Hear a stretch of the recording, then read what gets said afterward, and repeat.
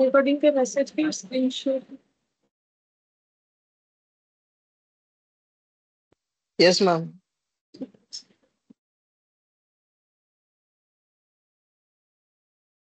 तो पार्टनरशिप में डिसोल्यूशन का ये लास्ट पॉइंट है, मतलब ये जो कंसेप्ट आज हम लोग सीखेंगे ये लास्ट कंसेप्ट है। मतलब इसमें 2 पॉइंट हमें सीखना है, जिसमें एक ही आज सीख पाएंगे और एक क्लास होगा तो ये हम लोग का कंप्लीट हो जाएगा।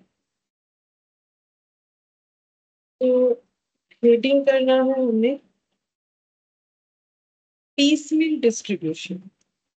आज हम लोग ये पीस मील पेमेंट या पीस मील डिस्ट्रीब्यूशन ये सीखेंगे।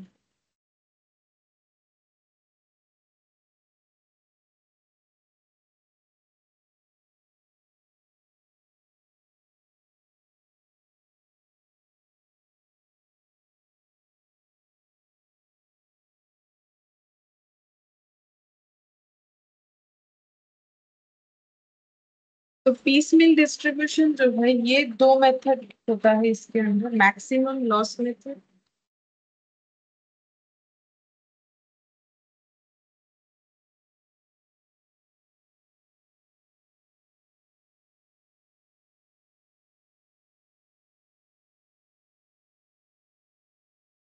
Highest highest relative capital method.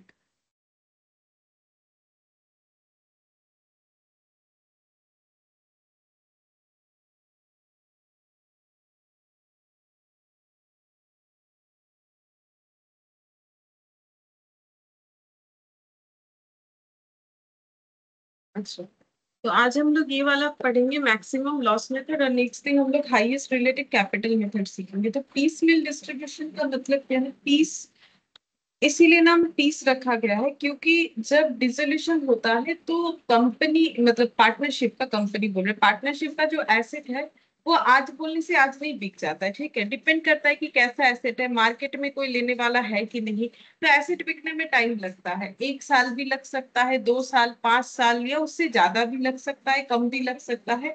तो बिजनेस आज बंद करे इसका मतलब सारा चीज बिक गया, ऐसा नहीं होता। ये चीज मैंने पहले भी बोला है, लेकिन उसी बेसिस पे नाम दिया हुआ है पीस मिल डिस्ट्रीब्यूशन।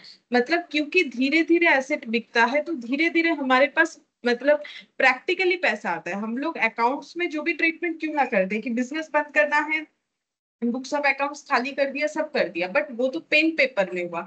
लेकिन प्रैक्टिकली एसेट्स बिक जाना इतना कोई आसान बात थोड़ी ना है कि आज बोला कल सारा एसेट्स बिक जाएगा, प्लांट मशीनरी से शुरू करके फर्नीचर से शुरू करके सारा चीज बिक जाएगा, ऐसा तो नहीं होता है, धीरे धीरे बिकता है। तो यहाँ पर क्योंकि धीरे धीरे बिकता है तो जो पैसा आता है उसका क्या करते हैं हम लोग, जब ऐसे धीरे धीरे बिकता है उससे जो पैसा आता है उससे हम लोग पेमेंट करते हैं। तो इस पेमेंट का एक सीक्वेंस है, ठीक है। तो क्योंकि पैसा धीरे धीरे आता है और उसको हम लोग डिस्ट्रीब्यूट करते हैं, इसीलिए इसका नाम दिया गया है पीसमील डिस्ट्रीब्यूशन।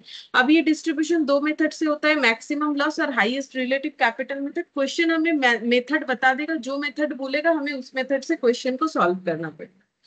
तो फर्स्ट यहाँ पर लिखेंगे, एक्चुअली मैक्सिमम लॉस मेथड ये कहाँ अप्लाई होगा? पार्टनर्स का कैपिटल जब डिस्ट्रीब्यूशन होगा वहां पर। मतलब इसका मतलब ये हो गया कि अगर हम लोग थोड़ा अगर प्रोसेस देखें जो अभी तक हम लोगों ने पढ़ा, तो सबसे पहले बिजनेस जब बंद होता है तो उसको हम लोग बोलते हैं डिसोल्यूशन। बिजनेस बंद हो गया, जैसे डिसोल्यूशन होता है हम लोग क्या करते हैं, अपने एसेट्स, बिजनेस के जो भी एसेट्स है उसे सेल करना स्टार्ट करते हैं। अब जैसे सीक्वेंस में सेल होगा, ठीक है। अब जैसे जैसे सेल होता है हमें क्या मिलता है? पैसा। मतलब इसको हम लोग बोल सकते हैं पैसा क्या होता है? रियलाइज्ड होता है, ठीक है। जैसे ही पैसा रियलाइज्ड हुआ अब हम लोग क्या करेंगे? पेमेंट करना स्टार्ट करते हैं, ठीक है। क्या पेमेंट करते हैं? जैसे बिजनेस में जो भी हमारा आउटसाइडर लाइबिलिटीज है वो पे करते हैं, इनसाइडर लाइबिलिटीज पे करते हैं, ठीक है। तो सबसे पहले यहाँ पर हम लोग मेंटेन करना पड़ता है हमें order of payment. Order of payment में सबसे पहले किसको क्या पे किया जाता है? सबसे पहले पे किया जाता है रियलाइजेशन एक्सपेंसेस, ठीक है। अब ये रियलाइजेशन एक्सपेंसेस सबसे पहले क्यों पे किया जाता है? क्योंकि रियलाइजेशन एक्सपेंसेस में क्या आता है? वो एक्सपेंसेस जो हमें करना पड़ेगा अगर हम लोग अपना एसेट को बिकवाना चाहते हैं, ठीक है। या फिर रियलाइजेशन की प्रोसेस को प्रोसीड करने के लिए, जैसे कोई लॉयर हायर कर लिया, कोई एसिड बिकवाना है तो उस एसिड को जो है, जैसे कि एसिड जो है प्लांट मशीनरी, तो वो प्लांट मशीनरी को अनइंस्टॉल करना पड़ेगा, ठीक है, अगर मुझे बिकवाना है तो अनइंस्टॉल करना है, फिर उसको हम लोग बेच सकते हैं। तो इस तरीके का, या फिर किसी कमीशन एजेंट को पकड़ लिया कि भाई मेरा ना ये एसेट मुझे बेचना है, ये बिकवा दीजिए, ये फर्नीचर बेचना है बिजनेस का, ये बिकवा दीजिए। तो वो लोग जो पहले से हमारे पास से पैसा लेंगे कि भाई ये काम मुझे करवाना है तो मुझे पहले ये पैसा देना पड़ेगा, ये खर्चा करना पड़ेगा, तो इसीलिए ये सारे खर्चे जो रियलाइजेशन के प्रोसेस को करने के लिए करना पड़ता है, उसको बोलते हैं रियलाइजेशन एक्सपेंस। तो जैसे ही एसेट बिकता है, पैसा आता है, तो सबसे पहले हमें रियलाइजेशन एक्सपेंसेस के लिए पेमेंट करना पड़ता है। उसके बाद बारी आता है आउटसाइडर्स लाइबिलिटी। आउटसाइडर्स लाइबिलिटी तो अभी तक हम लोग इस चैप्टर में कितने बार देख चुके हैं। आउटसाइडर लाइबिलिटी का मतलब जो बाहर वाले हैं, बाहर वाले इन द सेंस जैसे कि हो गया कोई लोन लिया था हम लोगों ने बैंक से या किसी और पर्सन से, ठीक है, अदर देन पार्टनर। तो लोन हो गया किसी तरीके का, क्रेडिटर, कोई आउटस्टैंडिंग एक्सपेंसेस, ठीक है, कोई बीओडी वगैरह है, ये सब आउटसाइडर्स लाइबिलिटी होता है। तो उसके बाद वो पे करना पड़ेगा जो पैसा आएगा। उसके बाद हम लोग पे करेंगे इनसाइडर लाइबिलिटी। अब इनसाइडर लाइबिलिटी क्या होता है? इनसाइडर लाइबिलिटीज का मतलब होता है पार्टनर से अगर कुछ लिया था उससे जो लाइबिलिटी क्रिएट हुआ। जैसे हम लोगों ने काफी सारा क्वेश्चन किया, वहां पर देखा था कि फर्म ने पार्टनर से भी लोन लिया था, ठीक है, तो अगर पार्टनर से लोन लिया था तो पार्टनर का लोन का अमाउंट भी क्या करना पड़ेगा? पे करना पड़ेगा,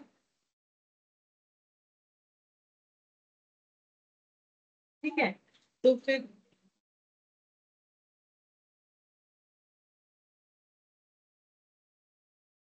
ठीक है, तो पार्टनर का लोन का अमाउंट भी क्या करना पड़ेगा?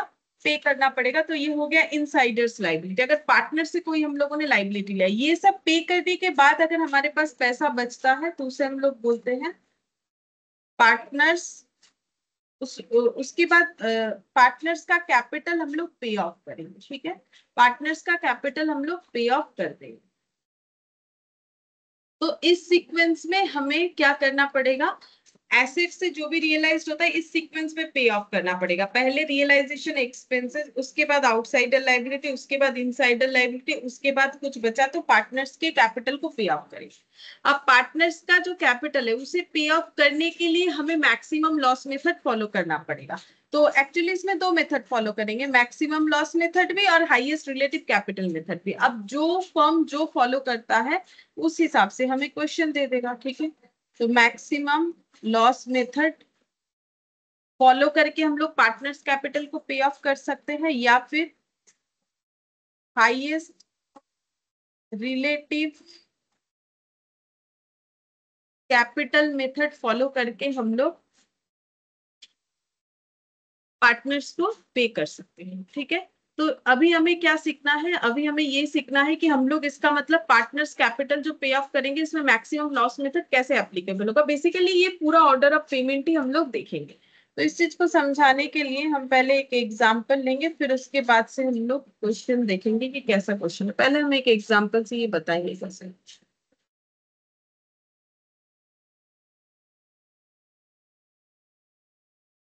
A1 5,000, A2 7,000, A3 10,000, A4 25,000, A5 4,000।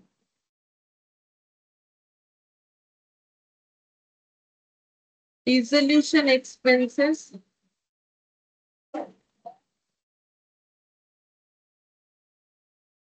rupees 1,500, creditor rupees 8,000,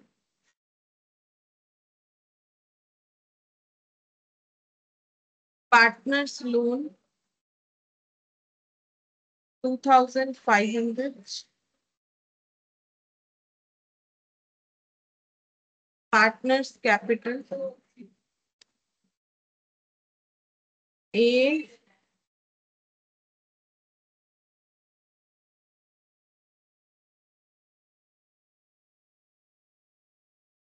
15,000,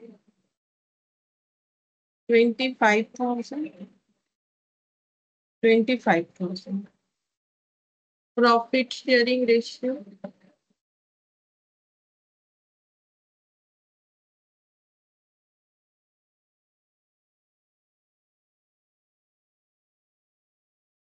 तो ये मेरा एग्जांपल, इसमें मैंने ये लिखा है कि एक पार्टनरशिप फर्म बंद हो रहा है, ठीक है, जिसमें तीन पार्टनर है एबीसी, जिनका कैपिटल है 15,000, 25,000 और 25,000। प्रॉफिट शेयरिंग रेशियो है 2:1। डिसोल्यूशन का जो खर्चा मतलब रियलाइजेशन एक्सपेंसेस, एक ही बात है, रियलाइजेशन एक्सपेंसेस हो या डिसोल्यूशन का एक्सपेंसेस हो, वो है 1500। क्रेडिटर है 8,000 का, पार्टनर का लोन है 2,500।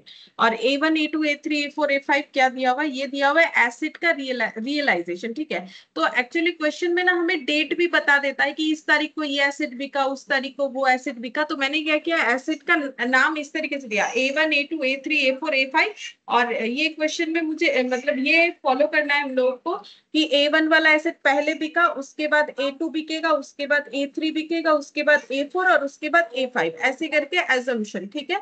बाकी हम लोग जब क्वेश्चन देखेंगे तो क्वेश्चन हमें बता देगा कि कौन से एसेट के बाद कौन सा एसेट बिका है, या फिर हमें डेट बता देगा कि इस डेट के बाद इस डेट पे ये एसेट बिका, उसके बाद नेक्स्ट कौन से डेट पे कौन सा एसेट बिका, इस तरीके से हमें बता देगा। तो अब हम लोगों को क्या मानना है कि एसेट एक एक करके रियलाइज होगा, ठीक है।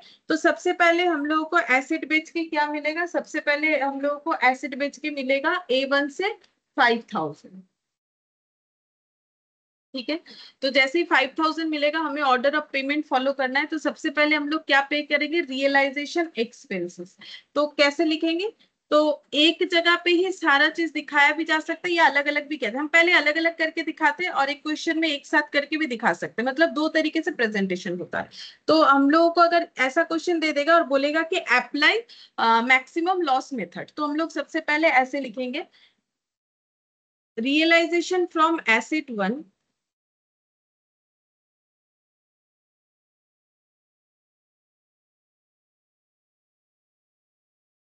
A1 ₹5,000। हम लोग को एसेट वन बेच के 5,000 मिला। जैसे ही मिला, सबसे पहले हम लोग पे करेंगे डिसोल्यूशन का खर्चा, जो कि है 1,500। तो हम ऐसे लिख देते हैं, पेमेंट इस चीज का कर रहे हैं, डिसोल्यूशन एक्सपेंसेस।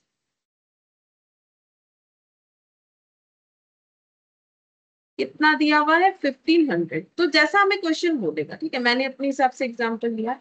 तो इसके बाद भी हमारे पास कुछ अमाउंट बच जाएगा, 3,500 हमारे पास बच जाएगा। इसको हम लोग लिख सकते हैं बैलेंस बोल के। अब नेक्स्ट हमें क्या करना चाहिए, ऑर्डर हमें फॉलो करना पड़ेगा। रियलाइजेशन एक्सपेंसेस पे करने के बाद कोई आउटसाइडर लाइबिलिटी है तो वो पे करना पड़ेगा, जो कि इस क्वेश्चन में मुझे दिख रहा है क्रेडिटर। लेकिन क्रेडिटर तो 8,000 का है, हमारे पास तो अवेलेबल सिर्फ 3,500 है, तो हम लोग उतना ही पे करेंगे, ठीक है। पहला एसेट बेच के डिसोल्यूशन एक्सपेंसेस पूरा पे हो जाएगा, क्रेडिटर पूरा नहीं होगा, 8,000 में 3,500 पे हुआ, तो ये बैलेंस बचा हुआ है उससे हम लोग क्रेडिटर को पे कर देंगे। तो यहाँ पर लिखेंगे पेमेंट, यहाँ लिख देंगे क्रेडिटर। मैडम मैडम ये पेमेंट जो डिसोल्यूशन एक्सपेंस है उसको क्यों उसको माइनस किया गया, कुछ उसका रूल्स है या ऐसा क्या है? एक्सपेंस तो पे करना पड़ेगा तो माइनस ही करना पड़ेगा। खर्चा अगर पे करेंगे तो माइनस नहीं करेंगे। मेरा बिजनेस बंद हो रहा है, मैंने अपना एसेट बेच दिया, तो मुझे मेरे मार्केट में मेरा जो लाइबिलिटी है वो तो मुझे पे करना पड़ेगा। तो मैंने अगर ओके। बिजनेस बंद करवाने का खर्चा किया है तो वो तो मुझे पे करना पड़ेगा। ये तो हम लोगों ने रियलाइजेशन में हर जगह पे किया, रियलाइजेशन एक्सपेंसेस बोल के, ये तो पहले भी हाँ। बताया ना। रियलाइजेशन एक्सपेंसेस का मतलब आज भी बताया कि मुझे अगर मेरा एसेट बिकवाना है तो मुझे किसी हम्म, इंजीनियर को बुलाना पड़ सकता है कि भाई मेरा ये एसी निकाल के दो, मुझे बेचना है, तो मुझे उसको खर्चा पे नहीं करना पड़ेगा। अगर मुझे खर्चा पे करना है तो हम कहाँ से करेंगे, मेरे इनकम से। इनकम तो कुछ हो नहीं रहा है, बिजनेस बंद हो गया, तो एसेट बेच के जो आएगा उसी से ना पे करेंगे। तो खर्चा पे करेंगे तो ऐसे जो पैसा मेरे पास 5,000 आया, उसमें से मुझे 1,500 खर्चा पे करना है तो माइनस ही है। ठीक। यहाँ पर ये जीरो हो जाएगा, ठीक है। फिर अब बस क्या बच रहा है, बैलेंस, बैलेंस ड्यू। तो अब क्रेडिटर हमारे पास कितना था 8,000, लेकिन मेरे पास पहला एसेट बेच के 5,000 ही आया, जिससे मैंने एक खर्चा तो पे कर दिया 1,500। क्रेडिटर मतलब मुझे जो बाहर वाले को पे करना है, तो जिसमें पहले वाले एसेट से हम 3,500 ही बेच सकते हैं, क्योंकि मेरे पास 3,500 ही पड़ा हुआ है, उससे ज्यादा है नहीं। अब दूसरी बार एसेट बिकेगा तो फिर उससे हम लोग बाकी क्रेडिटर को पे ऑफ करेंगे। जब तक बाहर वाले को पे नहीं करते हैं तब तक हम लोग अब पैसा लेके घर नहीं जा सकते, मतलब पार्टनर लोग अपना कैपिटल लेके नहीं जा सकता है, पहले बाहर वाले का। नॉर्मल बात है, अगर मेरा आज बिजनेस बंद हो जाता है तो मुझे, मेरा अगर मार्केट में कोई भी लाइबिलिटी है तो मुझे तो पहले मेरा लाइबिलिटी पे करना पड़ेगा, कोई तो मुझे छोड़ेगा नहीं ना। मुझे तो पहले बैंक का लाइबिलिटी है तो वो पे करना है, कोई क्रेडिटर है वो पे करना है, फिर कुछ बचेगा तो हम, मेरा है, हम लेके जा सकते हैं, ठीक है। लेकिन मुझे तो पहले ये सब पे करना पड़ेगा। तो बैलेंस ड्यू यहाँ पर हो जाएगा 8,000 माइनस 3,500, तो ये बच रहा है 4,500। तो 8,000 क्रेडिटर का बैलेंस था, उसमें से 3,500 पे कर दिया, तो बच रहा है अभी 4,500। तो अब हमारा नेक्स्ट टारगेट ये होगा कि पहले क्रेडिटर का 4,500 पे करेंगे, फिर पैसा बचेगा तो लोन का अमाउंट पे करेंगे, फिर बचेगा तो पार्टनर्स कैपिटल को पे करेंगे। तो सबसे इसके बाद हमें देखना पड़ेगा कौन सा एसेट बिक रहा है। तो ये एसेट बिक गया, इसका यूटिलाइजेशन भी हो गया। सेकंड हमारा जो एसेट बिका उससे हमें 7,000 रुपए मिले, तो अब 7,000 रुपए से हम लोग पे करेंगे जो भी पे करना है। तो यहाँ पर लिखेंगे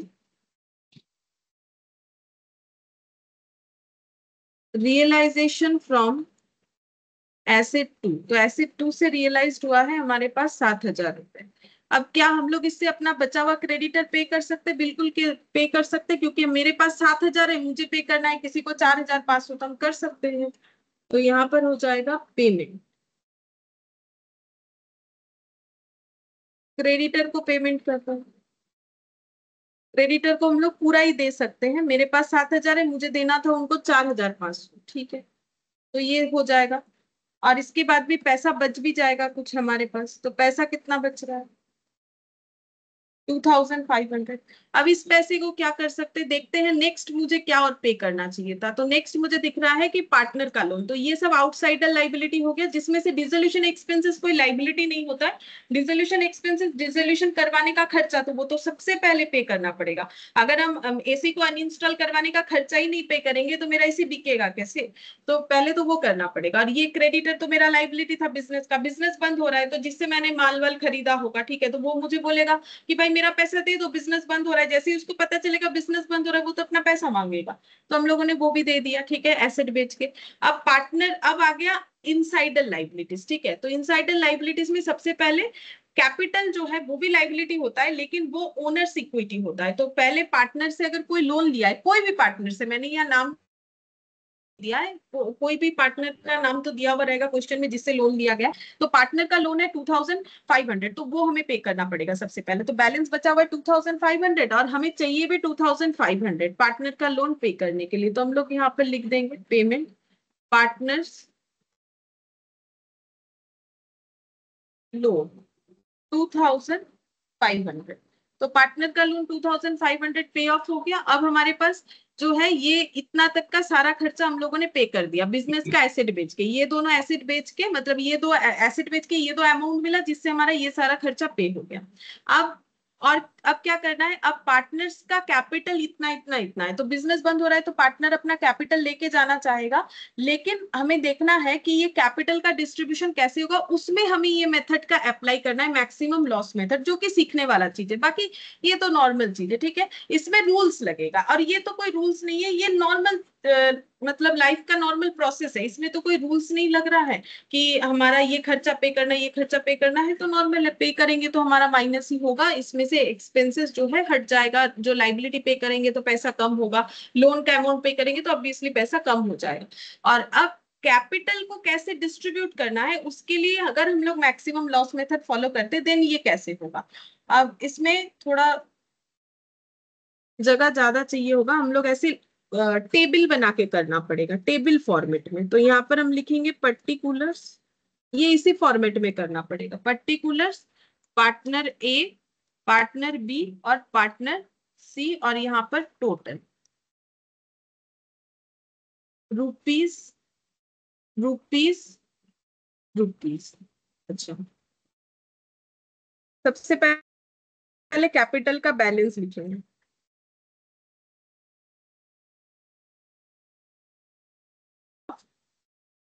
कैपिटल। तो कैपिटल का बैलेंस क्वेश्चन देगा, जैसे कि मैंने भी यहाँ पर दिया है 15, 25, 25।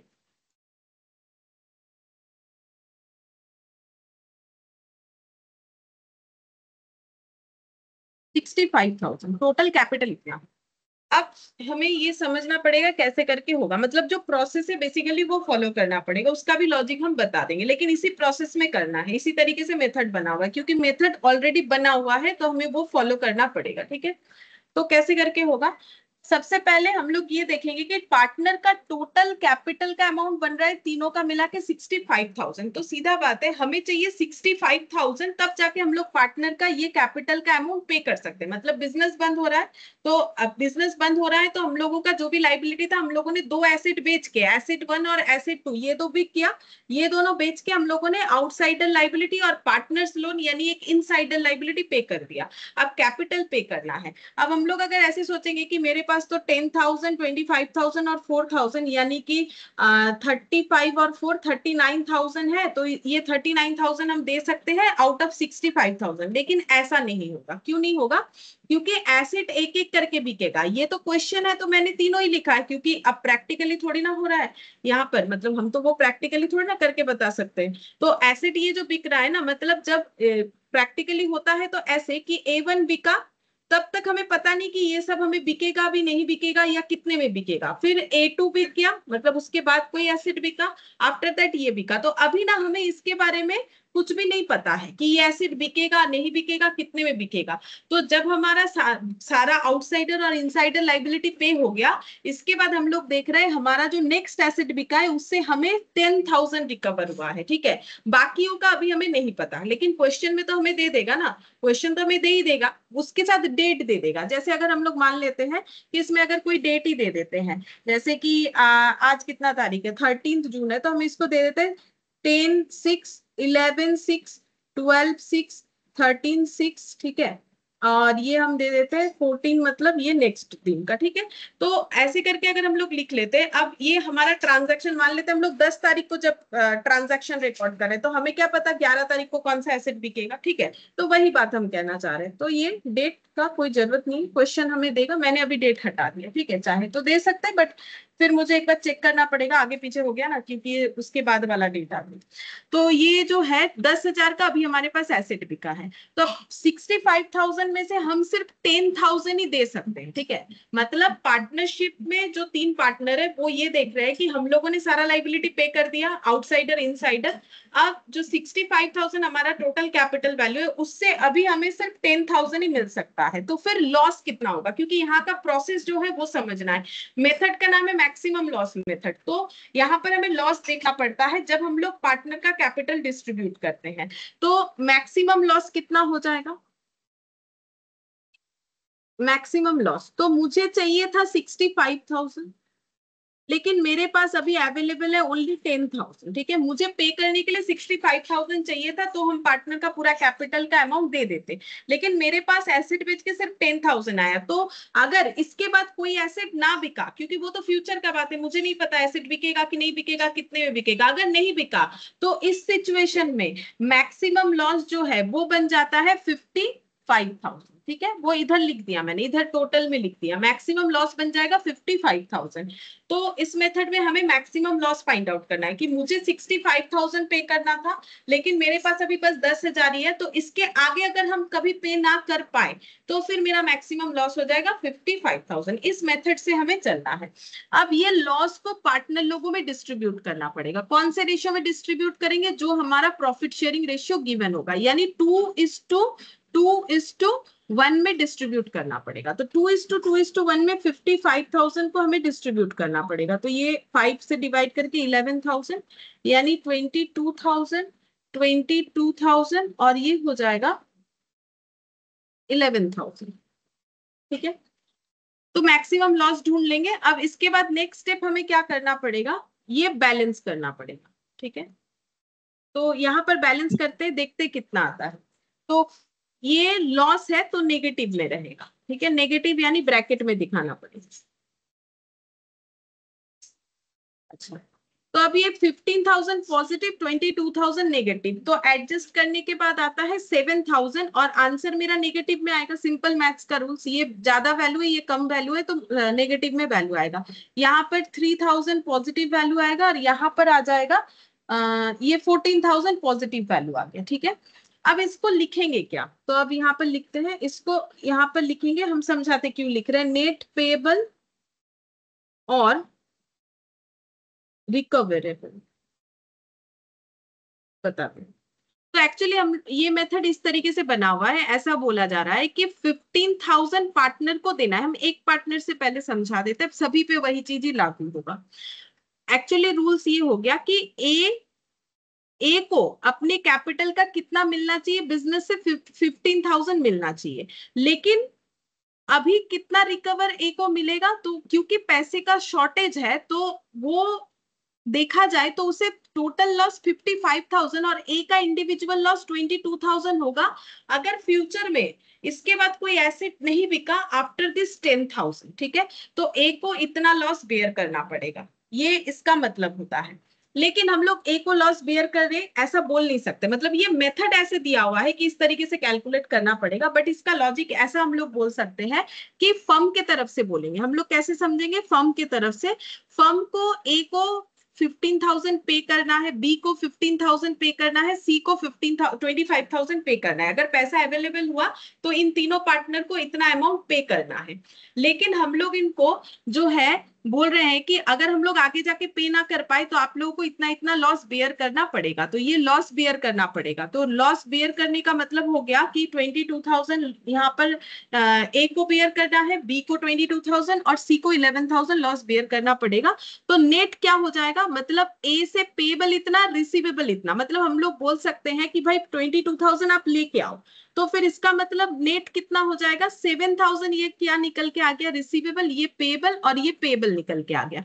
मतलब ये बात ऐसे अगर हम लोग बी से समझे तो ऐसा होगा कि बी को मुझे 25,000 देना है, बी को फर्म से 25,000 मिलना चाहिए, लेकिन अगर हम लोग 22,000 ना दे पाए तो उसे सिर्फ 3,000 ही दे पाएंगे। इस कंसेप्ट का मतलब बता रहे हैं कि ये जो मेथड बना हुआ है वो मेथड कौन से कंसेप्ट से बना हुआ है। तो अगर बी और सी को हम लोग अगर थोड़ा ध्यान से देखें तो इसमें इसका मतलब ये निकल के आता है कि बी को 25,000 पेबल है फर्म की तरफ से, लेकिन अभी अभी जो एसेट बिका 10,000, इसके बाद अगर फ्यूचर में कोई एसेट ना बिका तो बी को सिर्फ और सिर्फ कितना मिलेगा, 3,000 ही मिलेगा, क्योंकि उसको 22,000 का लॉस बेयर करना पड़ेगा। क्यों बेयर करना पड़ेगा, क्योंकि हमारे पास तो 10,000 ही है, तो बेसिकली 10,000 में से बी को हम लोग कितना दे सकते हैं, बी का हिस्सा 3,000 हो जाएगा, ये 1,400 हो जाएगा और यहाँ पर 7,000। ठीक है, इस तरीके से इसका मतलब होता है। तो हमें क्या ढूंढना पड़ता है, मैक्सिमम लॉस क्या है, फिर उस लॉस को हम लोग क्या करेंगे, पार्टनर लोगों में ट्रांसफर करेंगे। ट्रांसफर करने से हमारा आंसर पॉजिटिव या नेगेटिव मैथमेटिकली जो भी आ रहा है वो आएगा। तो इसको हम लोग लिखेंगे नेट पेबल या रिकवरेबल। रिकवरेबल अमाउंट नेगेटिव में दिखेगा, पेबल हमारा पॉजिटिव में दिखेगा। अभी समझाया मैंने, 25,000 पेबल है बी को फर्म के तरफ से, लेकिन जो लॉस दिख रहा है 10,000 के बाद अगर एसेट ना बिका तो जो लॉस बी को बेयर करना पड़ेगा वो हो जाएगा 22,000, तो बी को सिर्फ पेबल 3,000 हो जाएगा। तो पॉजिटिव में आया तो वो पेबल अमाउंट होगा। फर्म को बी को 3,000 देना है, फर्म को सी को 14,000 देना है। और इसका मतलब रिकवरेबल का मतलब अगर ये पेबल है तो ऑपोजिटली नेगेटिव जो वैल्यू आया उसको हम लोग ये बोल सकते हैं कि फर्म को फिर ए से 7,000 मिलेगा। मतलब एक सिंपल बात हो गया कि अगर ये मेरा पेबल अमाउंट बता रहा है, अगर मुझे पॉजिटिव वैल्यू का मतलब पेबल अमाउंट बता रहा है कि फर्म को बी को इतना पे करना है, तो नेगेटिव वैल्यू मुझे क्या बताएगा, जस्ट इसका ऑपोजिट कि रिसीवेबल है, कि एक ए से पैसा मिलने वाला है। लेकिन ऐसे जो मतलब बिजनेस बंद हो रहा है डिसोल्यूशन के कंडीशन में, हम लोग किसी पार्टनर को थोड़ी ना बोल सकते कि पैसा लेके आओ, उनसे इतना बोल सकते हैं कि आपका कैपिटल का पैसा नहीं दे सकते हैं तो आपका पूरा लॉस हो जाएगा। अगर हम लोग कैपिटल का पैसा नहीं दे सकते हैं, ए बोलेगा ठीक है 15,000 नहीं दे सकते हो, मत मत दो, मतलब ये तो आपस में डिसाइड करेंगे, यही ओनर है कि अगर हमें अपने कैपिटल का पैसा नहीं मिल रहा है ठीक है, लेकिन हम लोग एक्स्ट्रा पैसा क्यों लाए, जैसे कि ए को दिख रहा है कि ए को एक्स्ट्रा पैसा लाना है तो ये नेगेटिव दिख रहा है। तो इस प्रोसेस में क्या किया गया है, क्योंकि नेगेटिव वैल्यू दिखना नहीं चाहिए, नेगेटिव वैल्यू दिखने का मतलब है उस पार्टनर से पैसा लाने के लिए बोला जा रहा है। ठीक है, लेकिन पैसा कोई क्यों लाए, पार्टनर यही बोलेगा कि 15,000 नहीं मिलेगा, नहीं मिलेगा, हम क्यों और 7,000 लाए। तो इस प्रोसेस में इस नेगेटिव वैल्यू को एलिमिनेट करने के लिए क्या करना पड़ता है, जो डेफिशिएंसी हो रहा है, ठीक है, जिस भी पार्टनर का, मतलब जिसका नेगेटिव वैल्यू आ रहा है, जो डेफिशिएंसी हो रहा है, वो बाकी जो भी पार्टनर जिनका पॉजिटिव वैल्यू आएगा, वो कैपिटल रेशियो में उस डेफिशिएंसी को बियर करेंगे। तो हम यहाँ पर लिख देते हैं, deficiency of A distributed to B and C in capital ratio. In capital ratio.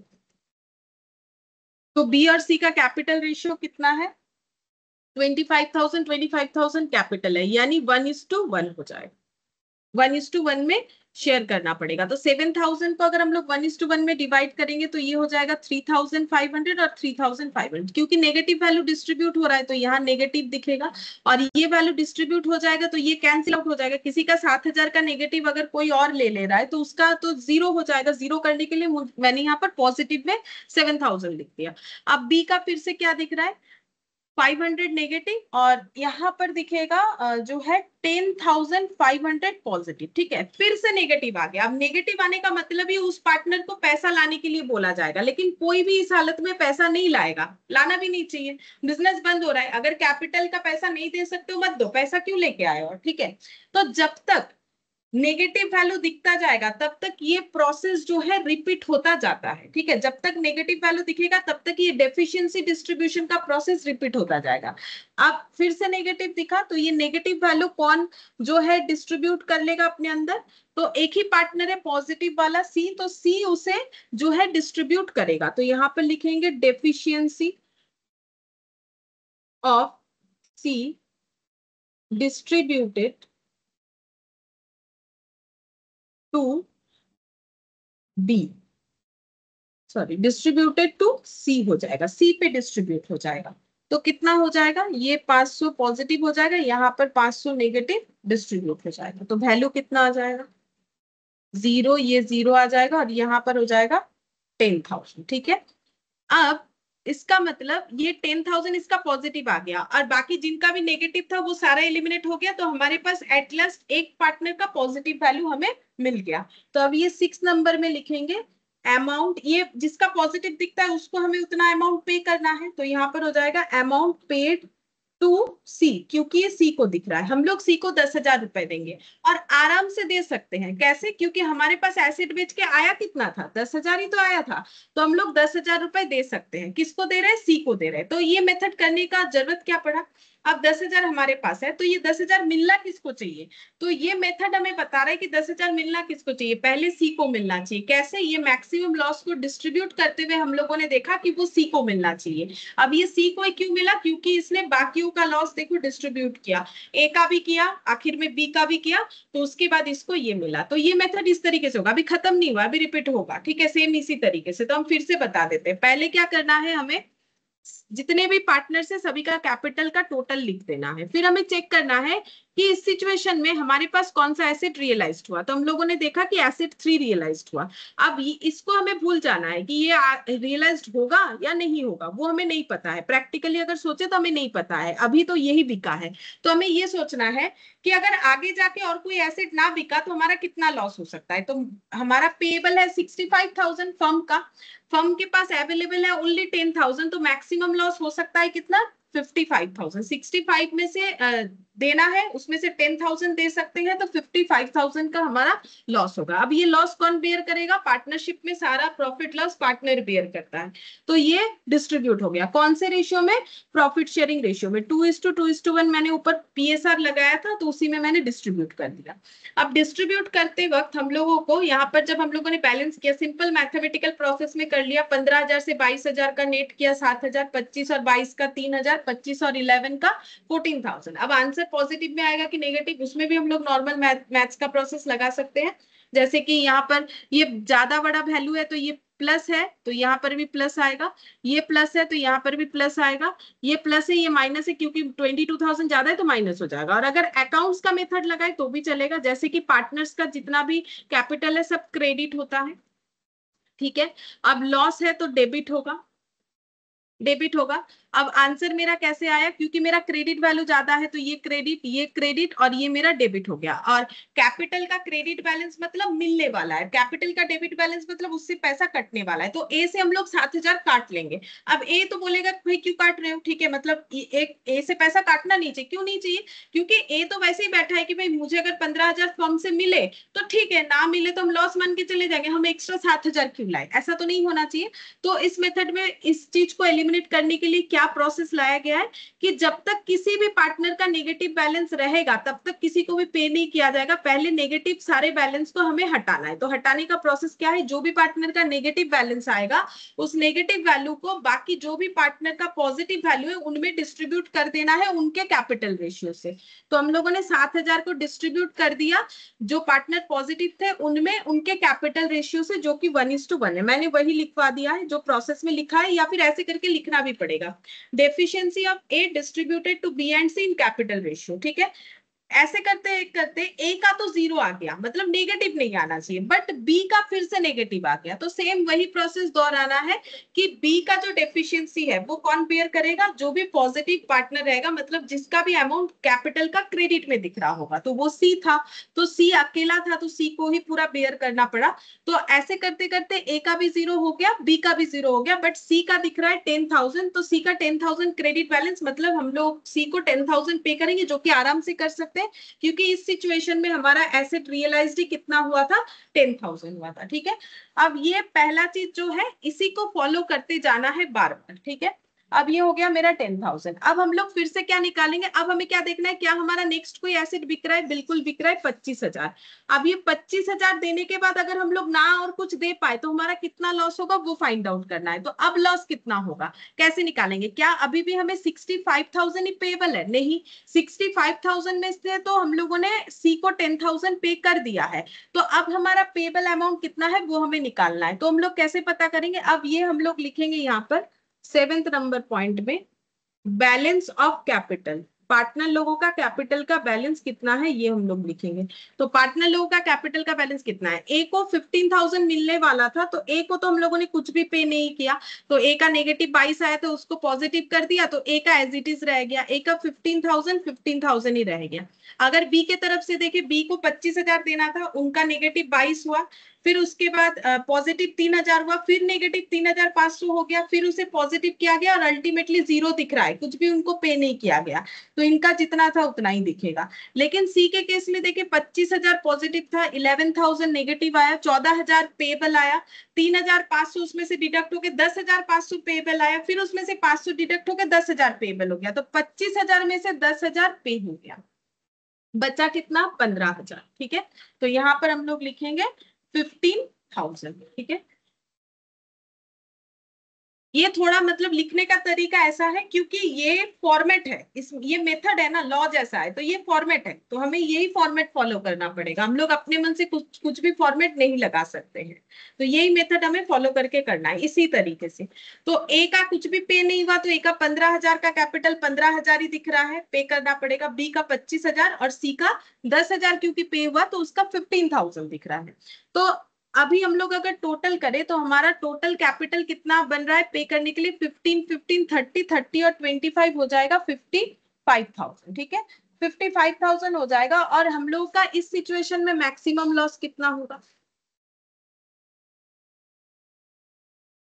तो 55,000 पे करना है। करेंटली हम लोग 25,000 ही पे कर सकते हैं, तो अगर फ्यूचर में और पे ना कर पाए तो हमारा जो लॉस होगा उसी को हम लोग बोलेंगे मैक्सिमम लॉस।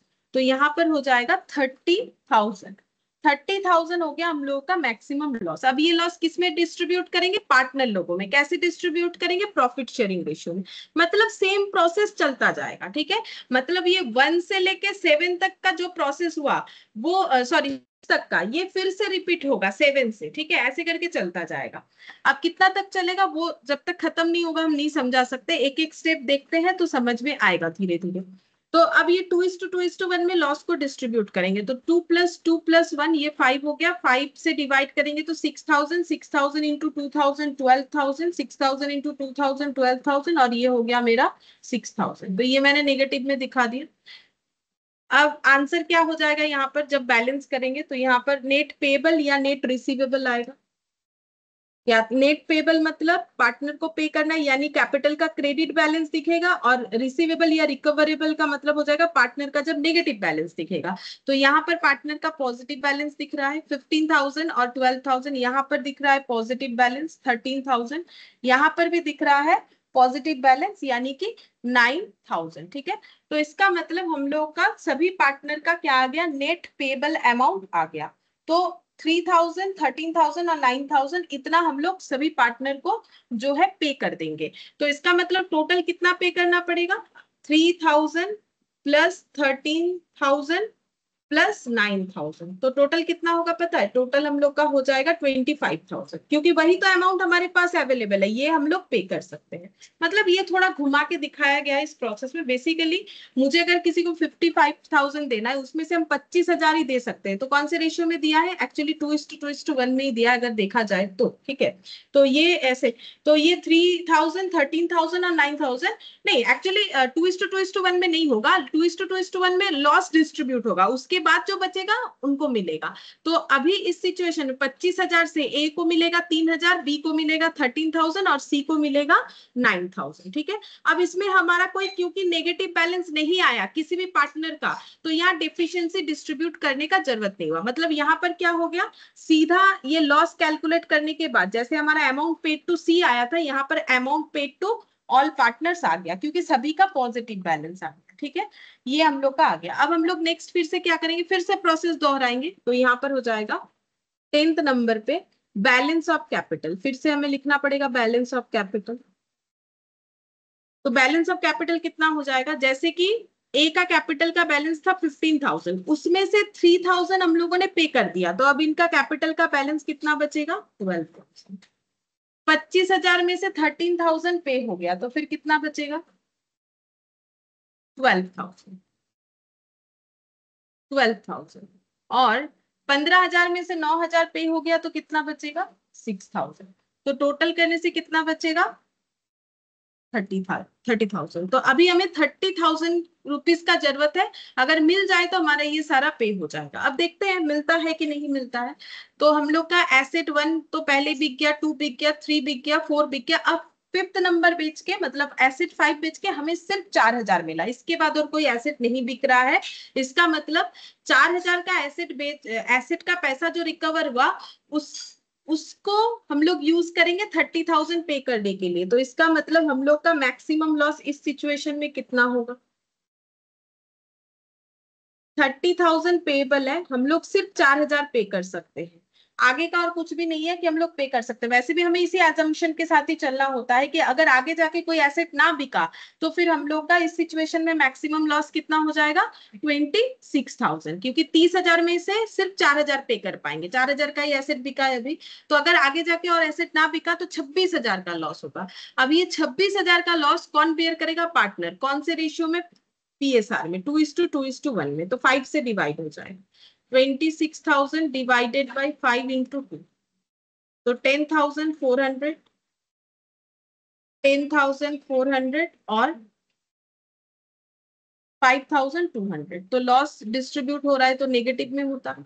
अब ये एडजस्ट करने से पार्टनर का डेबिट या क्रेडिट बैलेंस हम लोग चेक करेंगे। तो यहाँ पर हो जाएगा हम लोग का 1,600 पॉजिटिव, यहाँ पर भी हो गया 1,600 पॉजिटिव, और यहाँ पर हो जाएगा 800 पॉजिटिव। ठीक है, ये हम लोग का वैल्यू दिख रहा है यहाँ पर। अच्छा, अब इसके बाद हम लोग देखेंगे कि ये हम लोग का क्या हो जाएगा। ये हम लोग का हो गया 12th नंबर में लिखेंगे नेट पेबल और रिकवरेबल।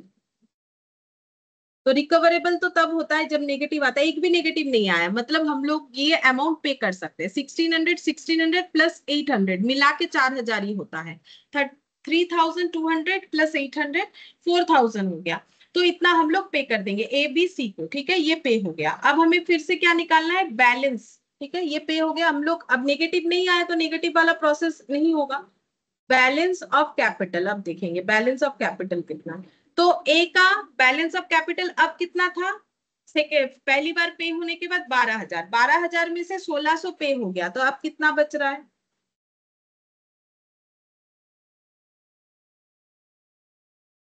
10,400।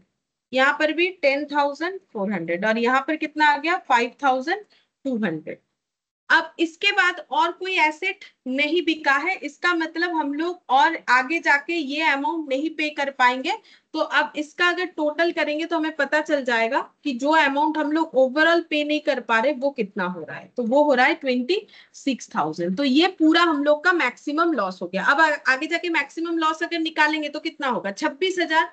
26,000 में हम लोग कितना पे कर पाएंगे, जीरो, क्योंकि कुछ भी एसेट और आगे नहीं बिक रहा है, जीरो, तो पूरा का पूरा ये लॉस हो गया। तो ये बैलेंस ऑफ कैपिटल यहीं पर रुक गया और इसी को हम लोग क्या बोलेंगे, फाइनल लॉस। ठीक है, फाइनल लॉस, ये फाइनल लॉस हो जाएगा। मतलब पार्टनर लोगों को कितना नहीं मिलेगा, टोटल में देखे तो 26,000 नहीं मिलेगा। ए को कितना नहीं मिलेगा, ए को पूरा मिलना चाहिए था 15,000, उसमें से 10,400 नहीं मिलेगा।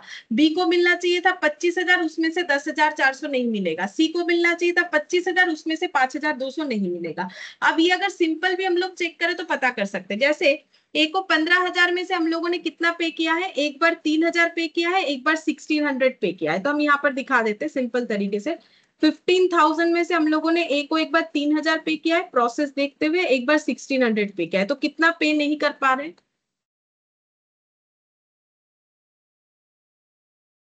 10,400। वही हम लोग का क्या है, लॉस है। ठीक है, सेम अगर हम लोग बी का देखेंगे तो 25,000 में से बी को पहली बार हम लोगों ने कितना पे किया है, 13,000, और एक बार जो है 1,600। तो ये हो जाएगा 13,000 और 1,600 इतना पे किया है, आउट ऑफ कितना, आउट ऑफ 25,000। तो कितना नहीं पे कर पा रहे हैं, 10,400। और सी का अगर देखें तो सी को हमें कितना पे करना था, 25,000। पहले बार उसे 10,000 मिला, ठीक है, एकदम फर्स्ट टाइम जब हम लोगों ने देखा।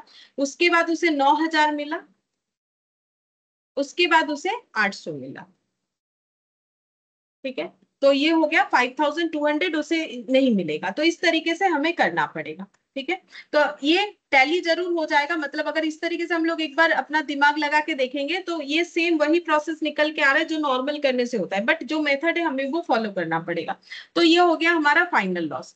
अब ये आंसर आ गया 26,000। अब ये जो आंसर आया ना, इस ये आंसर ऐसे ही होगा। इसको चेक करने का और एक तरीका भी है कि मेरा लास्ट आंसर टोटल में 26,000 आना चाहिए। कैसे चेक करेंगे, ऐसे करके चेक करेंगे कि हम लोग का टोटल एसेट कितना था। अगर हम लोग एक बार टोटल करें तो यहाँ पर हो जाएगा 5,000, 7,000, 10,000, 25,000 और 4,000।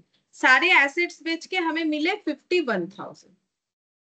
और हमें पे करने, मतलब हमें कितना अमाउंट मार्केट में पे करना था, तो डिसोल्यूशन के लिए 1,500 चाहिए था, क्रेडिटर को पे करने के लिए 8,000 चाहिए था, पार्टनर का लोन पे करने के लिए 2,500 चाहिए था, और पार्टनर के कैपिटल को पे करने के लिए 15 और 25 और 25 मतलब 50, 65 चाहिए था। ठीक है, तो टोटल हमें 77,000 जो है हम लोग का मार्केट में, और जो इनसाइडर लाइबिलिटी सारा मिला के था। लेकिन मेरे पास अगर एसेट बेच के सिर्फ 51,000 आया तो हम उतना ही पे कर सकते हैं। तो बाकी जो नहीं पे कर पाएंगे वो मेरा लॉस होगा कि हम पे नहीं कर पाए। तो मेरा लॉस कितना हुआ, 26,000। हम लोग का ये मेथड को अप्लाई करने के बाद भी आंसर 26,000 ही आया। तो ये आंसर चेक करने का प्रोसेस है, बाकी करना तो ऐसे ही है जैसे मैंने अभी बताया। यही चीज हमें फॉलो करके करना है। ऐसा नहीं कि 26,000 तो वो तो एक सेकंड में आंसर निकल के आएगा। एसेट्स का टोटल करेंगे कि मेरे पास इतना पैसा है, मुझे इतना पैसा देना है, तो मेरे पास पैसा कितना बचेगा। ठीक है, जो हम नहीं दे पाएंगे, सॉरी पैसा कितना बचेगा नहीं, जो हम नहीं दे पा रहे वो अमाउंट कितना है, तो माइनस करने से पता चलेगा कि मेरे पास 10 रुपए था, मेरा मार्केट में लाइबिलिटी 12 रुपए था, हम कितना पैसा नहीं दे पा रहे, 2 रुपए नहीं दे पा रहे। सेम वही चीज यहाँ पर भी मैंने करके दिखाया, आंसर मेरा 26,000 है। बट मुझे ये मेथड को फॉलो करके करना पड़ेगा। जब मुझे क्वेश्चन बोलेगा कि पार्टनर के कैपिटल को मैक्सिमम लॉस मेथड से डिस्ट्रीब्यूट करके दिखाना है, तो इस तरीके से करना पड़ेगा। अब एक बार में ये चीज नहीं होगा, क्योंकि मेथड है अलग, मतलब थोड़ा थोड़ा करके प्रैक्टिस करने से हम लोग समझ जाएंगे, बट कंसेप्ट को समझना पड़ेगा क्या है, तो फिर हम लोग कर पाएंगे। ऐसे रटने का जरूरत नहीं है कि इसके बाद ये लिखना है उसके बाद वो लिखना है, नहीं, पूरा लॉजिकल है, ठीक है। तो अभी इस पे और चर्चा नहीं करें, मतलब सेम इसी मेथड से एक दूसरा क्वेश्चन करते हैं ताकि प्रैक्टिस हो। तो देखते हैं कौन सा क्वेश्चन किया जा सकता है। तो हम लोग करेंगे क्वेश्चन नंबर 6, ये वाला करते हैं। बोला है A B and C are partner sharing profits and losses in the ratio 5:3:2। तीनों का प्रॉफिट शेयरिंग रेशियो 5:3:2 है। Their capital bears 9,600, 6,000, 8,400 respectively. After paying creditor the liability and asset of the firm where. Creditor को इन्होंने पे कर दिया है, कब किया है कैसे किया है हमें कुछ नहीं बताया, लेकिन हमें जो डिटेल्स दिया उसमें बोला है कि क्रेडिटर पे हो चुका है। इसके बाद इनका जो लाइबिलिटीज और एसेट बचा हुआ है वो कुछ ऐसा दिख रहा है, liability for interest on loans from. तो इन्होंने लोन पार्टनर के स्पाउस से लिया है और पार्टनर से लिया है, कितना 2,000 और 1,000। तो ये दोनों ही लाइबिलिटी हम लोग का, हम लोग ये नहीं बोलेंगे कि पार्टनर के स्पाउस से लिया है इसका मतलब दोनों ही हम लोग का इनसाइडर लाइबिलिटी है, नहीं, सिर्फ पार्टनर से लिया गया लोन को हम लोग बोल सकते हैं इनसाइडर लाइबिलिटी, और पार्टनर के स्पाउस से लिया गया आउटसाइडर लाइबिलिटी। मतलब जब पेमेंट का बारी आएगा, जब एसेट बिकना स्टार्ट होगा, तो पहले ये स्पाउस का लोन हमें पे करना पड़ेगा, फिर पैसा बचेगा तो ही हम लोग पार्टनर का लोन पे करेंगे। पार्टनर का नंबर बाद में आएगा, पहले स्पाउस, पार्टनर के स्पाउस से जो लोन लिया गया है वो नंबर पहले आएगा। अब यहाँ पर क्या क्या एसेट्स है इनके पास जो बेच के ये सब लाइबिलिटी दो पे कर सकते हैं। इनका इन्वेस्टमेंट है 1,000 का, फर्नीचर है, मशीन है, स्टॉक है। अब क्या क्या बिका है देखते हैं कैसे बोल रखा है। तो यहाँ पर बोला है the assets realised in full, assets सारे रियलाइज्ड हो चुके हैं फुल वैल्यू पे in order in which they are listed above.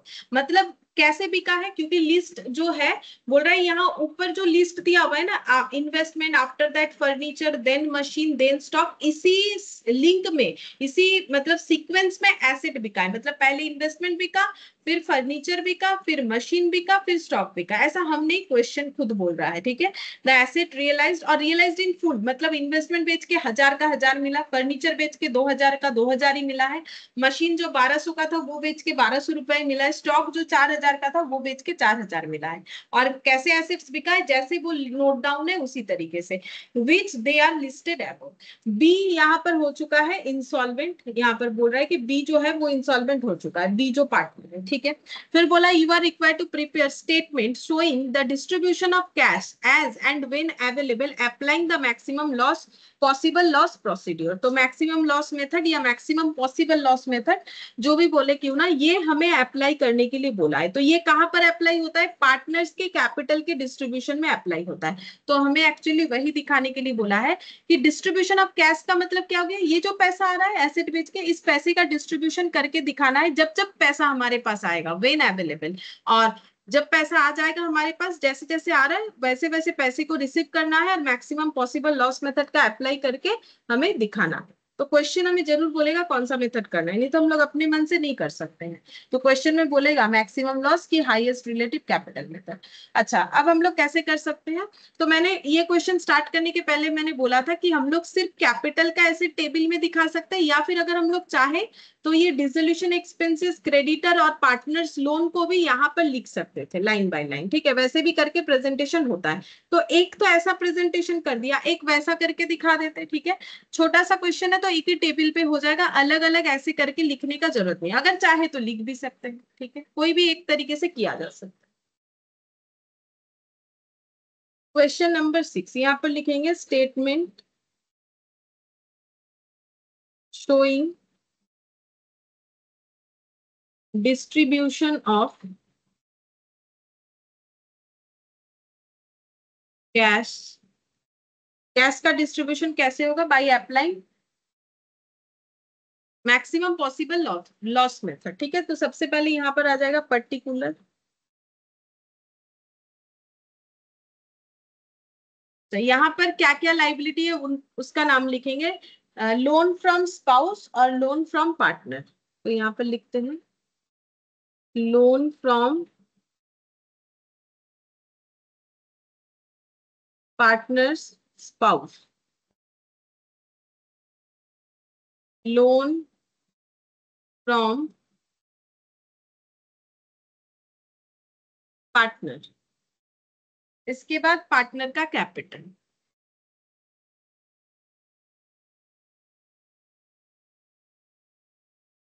A B और सी, तीन पार्टनर है।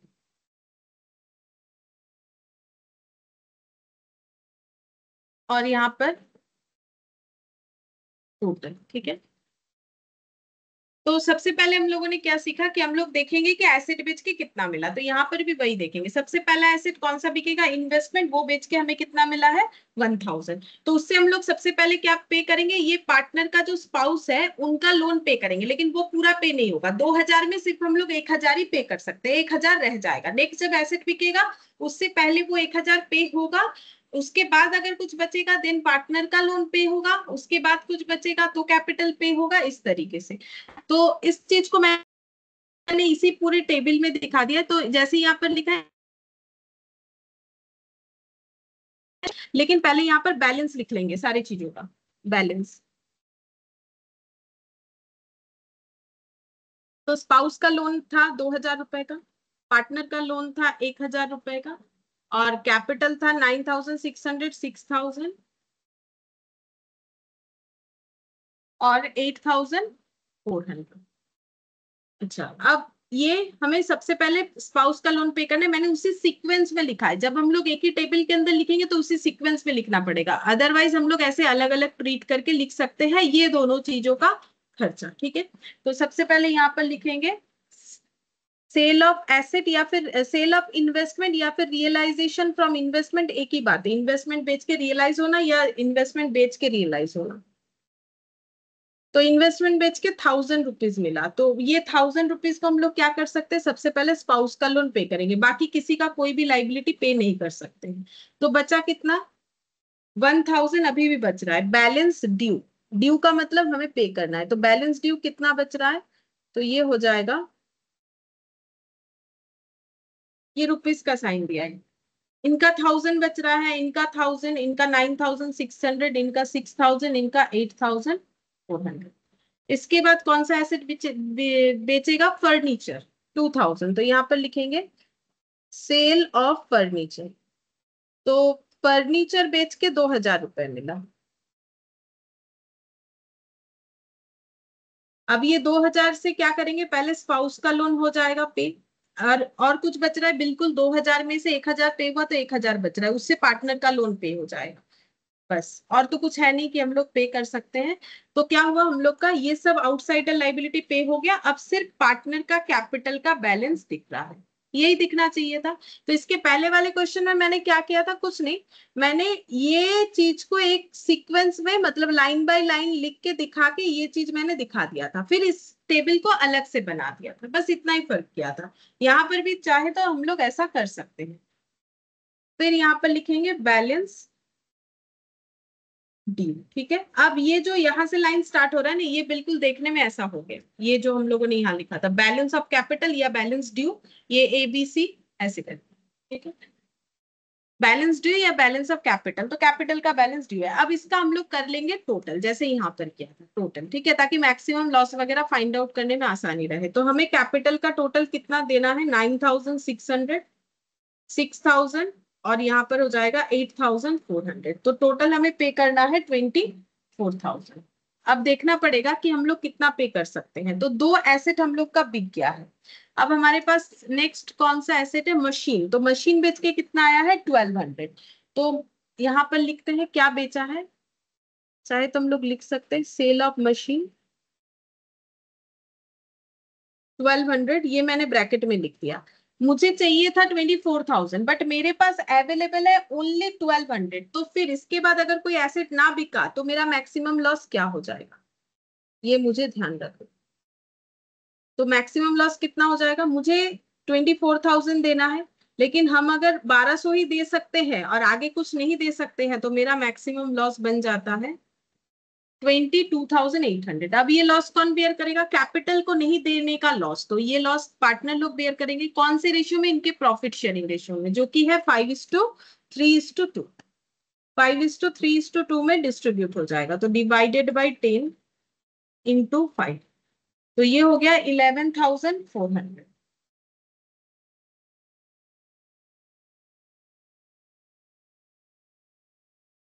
divided by 5 into 3, 6,840 divided by 3 into 2, 4,560। तो इतना इतना लॉस पार्टनर लोगों को बेयर करना पड़ेगा। तो फिर नेट पेबल या रिसीवेबल कितना आएगा? अगर पॉजिटिव आया तो पेबल, नेगेटिव आया तो रिसीवेबल या रिकवरेबल। देखते हैं पॉजिटिव आ रहा है कि नेगेटिव आ रहा है। तो ये तो डैश डैश हो जाएगा। 9,600 माइनस 11,400, तो ये हो जाएगा 1,800 नेगेटिव, ये हो जाएगा 840 नेगेटिव, और ये सिर्फ पॉजिटिव होगा दिख रहा है मुझे। तो ये हो गया 3,840 पॉजिटिव। तो अब जो नेगेटिव बैलेंस है, इसका मतलब है पार्टनर लोगों को पैसा लाने के लिए बोला जा रहा है, जो कि वो कोई नहीं लाएगा, कोई पार्टनर कभी नहीं लाएगा। बिजनेस बंद हो रहा है, वैसे कैपिटल का कुछ पैसा नहीं मिल रहा है, तो और क्यों लाए। तो ये प्रोसेस में आ जा रहा है। तो हमें क्या करना है, जो पार्टनर जो है कि पॉजिटिव बैलेंस दिखा रहा है, उनको ये लॉस बेयर करना पड़ेगा। तो डेफिशिएंसी बोल के यहाँ पर लिखना पड़ेगा, deficiency of A and B transfer to C. Normally कैसे ट्रांसफर होता है, कैपिटल रेशियो में। ये देखो पहले मैंने करवाया कैपिटल रेशियो में 1:1 में, बट यहाँ पर रेशियो कैसे बनेगा, बचा हुआ पार्टनर पॉजिटिव वैल्यू लेके तो एक जन है, तो रेशियो बनने के लिए कम से कम 2 डेटा चाहिए होता है, तो एक जन है तो बन नहीं सकता है। तो फिर ये जो लॉस है, ये पूरा दोनों का लॉस मिला के इसी को बेयर करना है, सी को। ठीक है, तो सी को कितना लॉस बेयर करना है, 1,800 प्लस 840, 1,800 प्लस 840, टोटल जो है 2,640 का लॉस बेयर करना है सी को।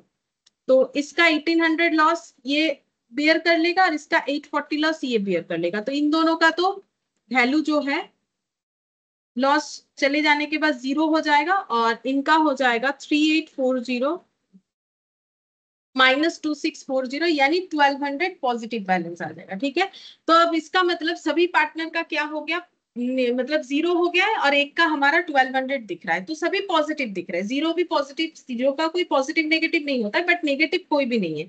ये 1,200 आ गया, तो इसका मतलब अमाउंट पेड टू सी हो जाएगा, यही वाला अमाउंट पेड टू सी।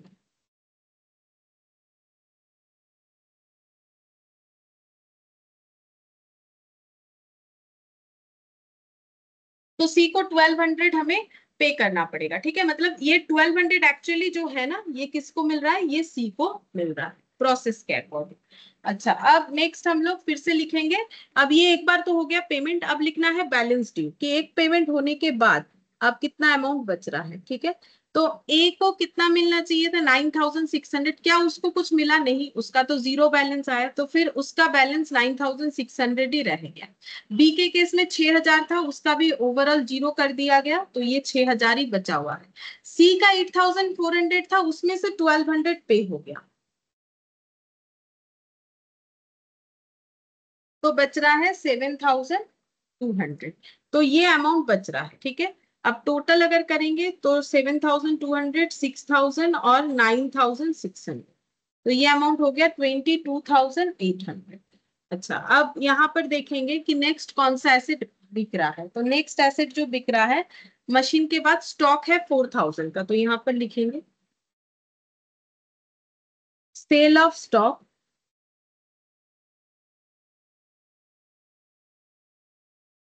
4,000। तो इसके बाद अगर कोई एसेट नहीं बिका तो हमारा लॉस कितना हो सकता है, तो मैक्सिमम लॉस हो जाएगा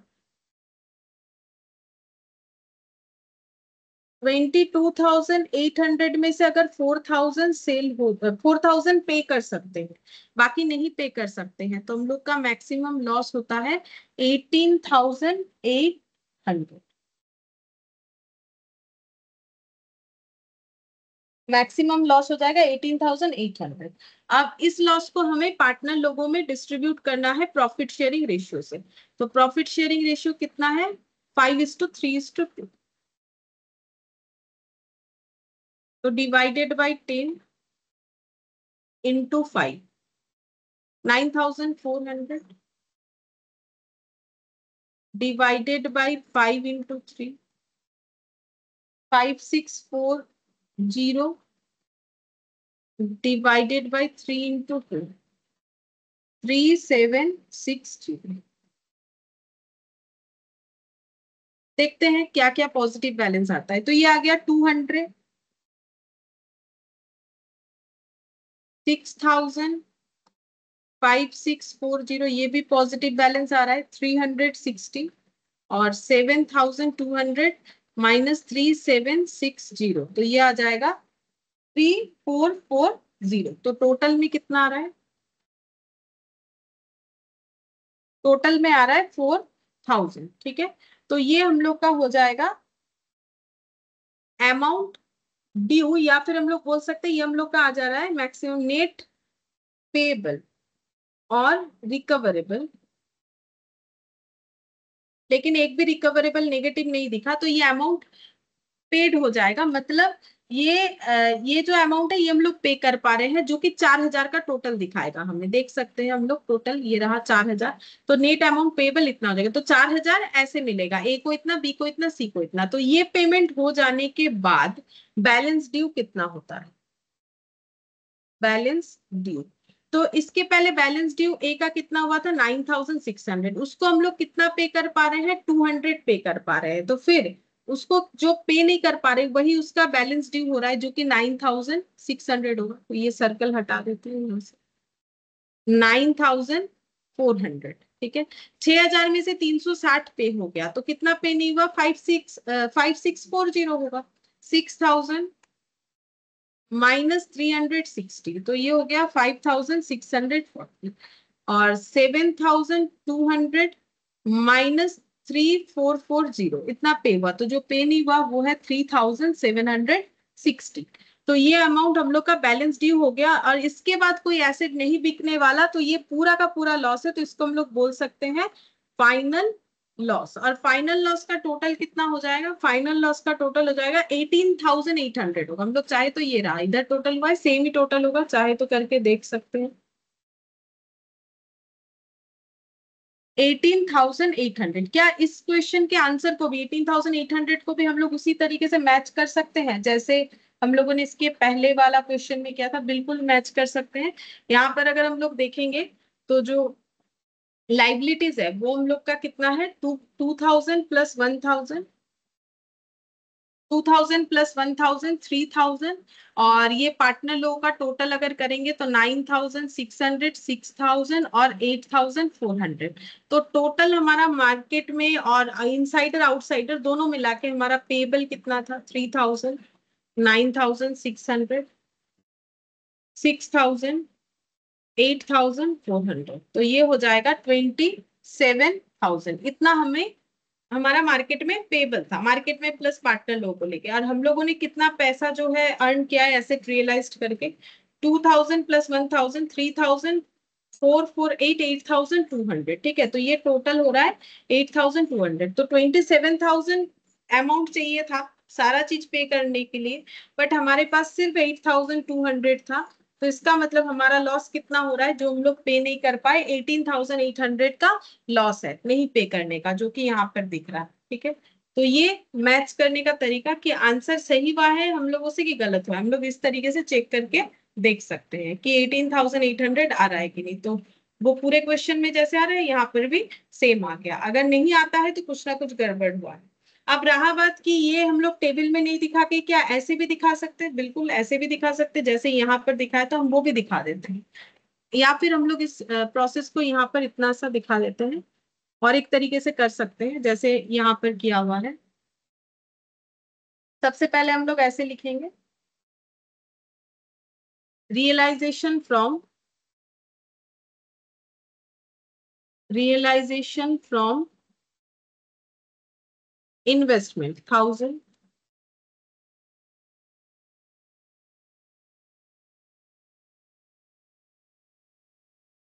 पेमेंट। सबसे पहला पेमेंट क्या है? Spouse, partner spouse loan, spouse loan. ठीक है, तो कितना पे कर सकते हैं? 1000। तो ये 0 हो जाएगा।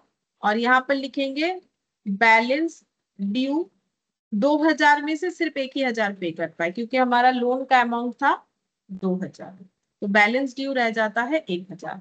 फिर उसके बाद नेक्स्ट जब एसेट बिका तो रियलाइजेशन फ्रॉम फर्नीचर,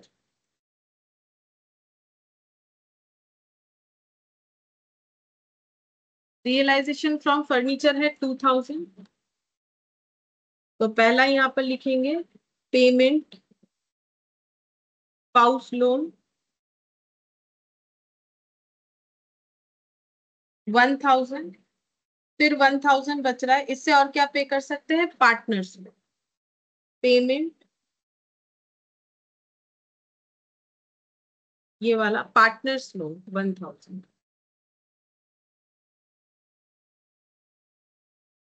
तो ये 0 हो जाएगा, ठीक है। इसके बाद आउटसाइडर लाइबिलिटी तो कुछ नहीं, इसके बाद आ जाता है कि अगर एसेट बेच के कुछ मिल रहा है तो पार्टनर के कैपिटल को पे करना है, वो भी मैक्सिमम लॉस मेथड में। तो इसके बाद हम लोग जस्ट यहाँ से इस तरीके से, मतलब फिर हमें ये पोर्शन का कोई जरूरत ना रहा, ठीक है। ये हमारा पूरा कट हो गया, ये हमारा पूरा कट हो जाएगा, इतना इतना पोर्शन हमारा कट हो जाएगा, बस ये चलेगा।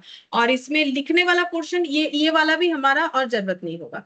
अगर देखा जाए तो बेसिकली ये इधर से ये वाला भी हमें करने का जरूरत नहीं होगा, अगर हम लोग उस तरीके से लिख रहे हैं ये भी हमें करने का जरूरत नहीं है, ठीक है। हम लोग सिर्फ एबीसी लिखेंगे और यहाँ पर बैलेंस ड्यू या बैलेंस ऑफ कैपिटल, और यहाँ से स्टार्ट करेंगे 9600, 6000, 8400, ऐसे करके कर सकते हैं। एक ही बात है, एक टेबल में दिखा देने से जल्दी होगा या फिर हम लोग ऐसे अलग अलग करके दिखा सकते हैं। तो पहली बार समझाने के लिए मैंने अलग अलग करके दिखाया था, बाकी अगर लगे कि इस तरीके से करना है तो ये भी किया जा सकता है, लेकिन कैपिटल का जो मैक्सिमम लॉस मेथड यूज होता है वो तो टेबल फॉर्मेट में ही होगा, यानी कि पर्टिकुलर पार्टनर लोगों का नाम और टोटल, नहीं तो वो सीक्वेंस में होगा ही नहीं, क्योंकि उसका प्रेजेंटेशन जो है वो टेबल फॉर्मेट में ही पॉसिबल है।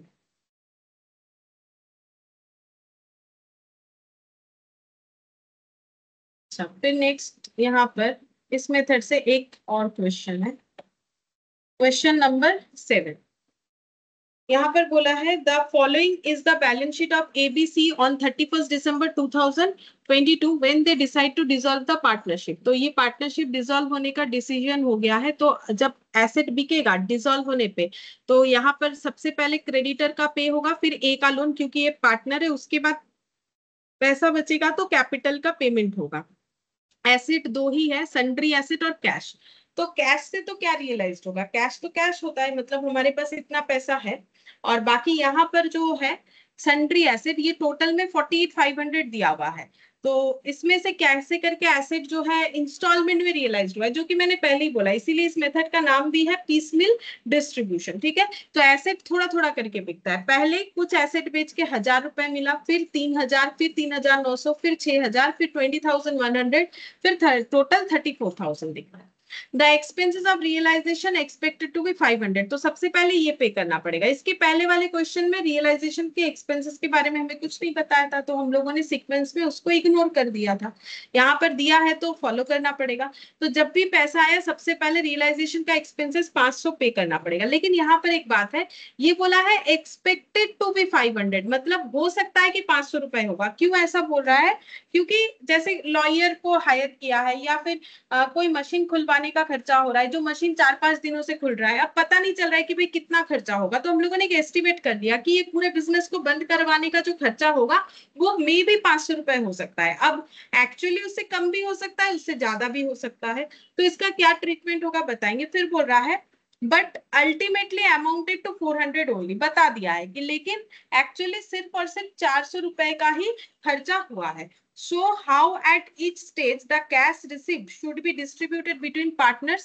बोल रहा है कि हमें दिखाना है हर एक स्टेज पे कैसे करके जो है कैश जो रिसीव हो रहा है एसेट बेच के वो डिस्ट्रीब्यूट होगा, ये हमें बताना है। पार्टनर लोगों में उनका प्रॉफिट शेयरिंग रेशियो बता रखा है 2:2:1, बस इतना ही बोला। इसके बाद हाईएस्ट रिलेटिव कैपिटल मेथड आता है, जो कि हम लोग आज नहीं करने वाले, आज बस यही वाला करेंगे। तो अब हम लोग यहाँ पर देखते हैं कि कैसे करके पेमेंट होगा। तो कोई भी मेथड हम लोग कर सकते हैं, या तो सारा चीज टेबल पे लिख सकते हैं या फिर अलग से दिखा सकते हैं, ठीक है। तो हम यहाँ पर अलग से दिखा के ही कर देते हैं। तो distribution of cash using maximum loss method.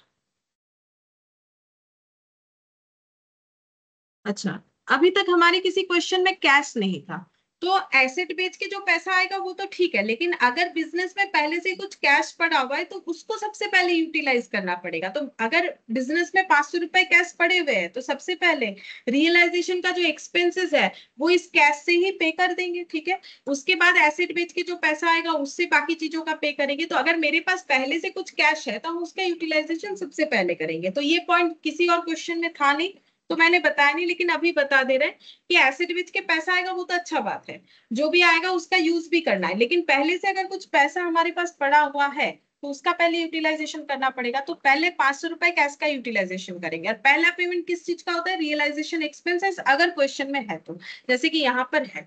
अब यहाँ पर बोला है expected 500 but ultimately amounted to 400 only. अब ये 400 रुपए हुआ 500 के जगह, हम लोगों ने एस्टिमेट 500 किया था, बट ये 400 रुपए हुआ, ये हमें कब पता चलेगा, जब पूरा प्रोसेस खत्म हो जाएगा तब हमें पता चलेगा कि ये खर्चा 400 हुआ है, उसके पहले हमें नहीं पता चलेगा। तो ये 400 कब पता चलता है, जब प्रोसेस कंप्लीट हो जाता है। जैसे रियलाइजेशन का एक्सपेंसेस जो भी हुआ बिजनेस को बंद करवाने का, वो खर्चा हम लोगों ने सोचा था 500 बट हुआ 400, तो अभी तो हम लोग 500 मान के ही करेंगे। तो ये कैश से हमें 500 ही पे करना है। फिर 100 का जो डिफरेंस हो रहा है वो कैसे एडजस्ट होगा, बताते हैं कैसे होगा। तो पहले तो अभी लिखेंगे, यहाँ पर हमारे पास कैश बैलेंस है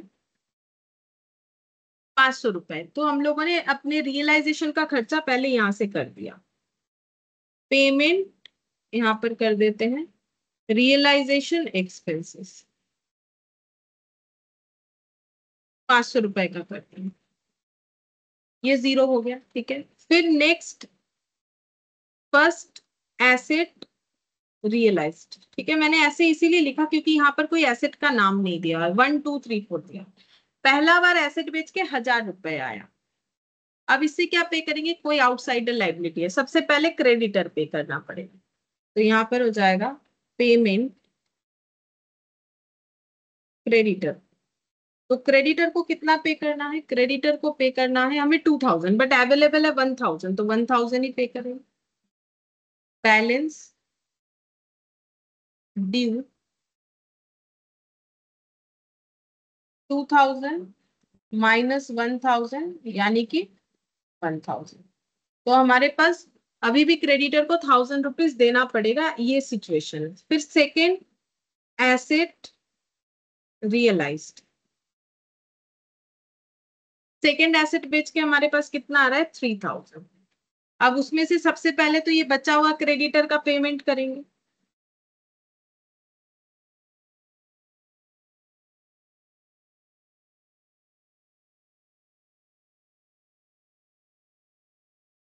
तो ये हो गया 2000। अब और क्या पे करना है, और पे करना है ए का लोन। क्या ए का लोन पूरा पे कर सकते हैं, नहीं पूरा तो नहीं कर सकते, जितना कर सकते हैं उतना कर देंगे, ठीक है। तो ए का लोन देखते हैं कितना हो जाएगा, 5000 है, उसमें से हम लोग 2000 पे कर सकते हैं, तो यहाँ पर लिखेंगे पेमेंट एज लोन 2000 पूरा पे कर सकते हैं, क्योंकि अवेलेबल तो 2000 ही है हमारे पास। तो फिर भी बैलेंस बच जाएगा, लोन बैलेंस ड्यू 5000 में से 2000 पे किया तो बच रहा है 3000। फिर फोर्थ नंबर पे third asset realised, third asset बेच के कितना मिल रहा है 3900। क्या इससे हम लोग पे कर सकते हैं, जो लोन है बिल्कुल पे कर सकते हैं। पेमेंट लोन बैलेंस पेड कितना है 3000, तो पैसा है 3900, पे करना है बस 3000। तो ये बैलेंस जो 900 है ये अब किसको जाएगा, बताते हैं। अब 900 बच गया। अब और कोई आउटसाइडर लाइबिलिटी नहीं है, जो था हम लोगों ने पे कर दिया। अब बचा पार्टनर, तो ये 900 जो है ये पार्टनर लोगों को चला जाएगा। तो यहाँ पर लिख देते हैं फॉर पार्टनर्स कैपिटल, इसका यूज कर लेंगे, पार्टनर के कैपिटल को पे कर लेंगे। ठीक है। अब क्योंकि इतना सारा चीज था तो मैंने अलग से करके दिखाया। अगर छोटा सा क्वेश्चन होता है जैसे पहले वाला था तो हम लोग उस टेबल के अंदर ही उसे लिख सकते हैं। और अगर थोड़ा बड़ा लग रहा है डेटा कि टेबल उतना बड़ा नहीं बनेगा हमारे मतलब पेज में, तो फिर हम लोग उसको अलग से दिखा सकते हैं। अब हम लोग जो है पार्टनर का डिस्ट्रीब्यूशन दिखाएंगे, तो यहाँ पर लिख देते हैं statement of distribution to partners using maximum loss.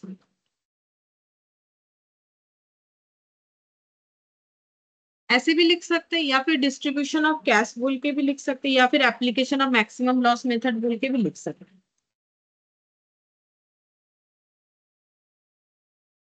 Particulars, partner लोगों का नाम है ABC, total balance of capital due, या फिर बैलेंस ऑफ कैपिटल भी सिर्फ लिखा जा सकता है, या फिर बैलेंस ड्यू भी लिखा जा सकता है। तो कैपिटल का जो बैलेंस ड्यू है वो है 15, 18 और 9,000।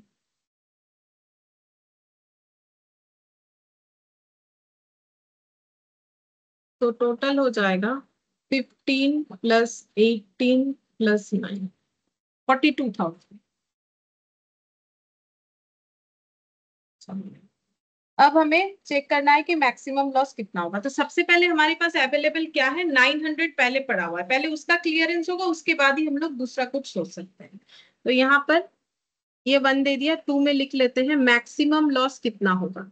तो फिर से वही चीज, मैक्सिमम लॉस कितना होगा, तो हमें ये सोचना है कि हमें पार्टनर लोगों को टोटल में 42,000 कैपिटल का पेबल है, बट हम लोग सिर्फ 900 ही दे सकते हैं। तो जो नहीं दे सकते हैं, अगर बाई चांस फ्यूचर में कोई एसेट ना बिका तो वो कितना हो जाएगा, वही हम लोग का मैक्सिमम लॉस होगा। जो भी अमाउंट निकल के आएगा वही हम लोग का मैक्सिमम लॉस होगा, 41,001। ये हम लोग का हो गया मैक्सिमम लॉस। ये लॉस कौन बेयर करेगा, पार्टनर बेयर करेगा। कौन से रेशियो में, प्रॉफिट शेयरिंग रेशियो में। तो यहाँ पर प्रॉफिट शेयरिंग रेशियो तो कुछ बोला नहीं है क्या, देखते हैं। 2:2:1 बोला है, 2:2:1 में बेयर करेगा। तो 2:2:1 का मतलब 5 डिवाइडेड बाई 5 इंटू 16,456। एक बार फिर से देखते हैं, 41,100 डिवाइडेड बाई 5 इंटू, अच्छा तो पॉइंट आ गया था, 16,440। ये भी वही आ जाएगा क्योंकि सेम प्रोपोर्शन में है। 16,440, 8220। इसका टोटल कितना होगा, 41,100, क्योंकि उसी का तो डिस्ट्रीब्यूशन किया हम लोगों ने। तो अब यहाँ पर देखते हैं कौन से पार्टनर का पॉजिटिव बैलेंस आता है, कौन से पार्टनर का नेगेटिव आता है। नेगेटिव हुआ तो फिर उसे डिस्ट्रीब्यूट करना पड़ेगा पॉजिटिव वालों पे। तो नेट पेबल या रिकवरेबल, अगर पॉजिटिव आया तो फिर पेबल, नेगेटिव आया तो रिकवरेबल। तो यहाँ पर नेगेटिव आ रहा है पहला, 16,600, 16,440 माइनस 15,000। तो यहाँ पर आंसर आ गया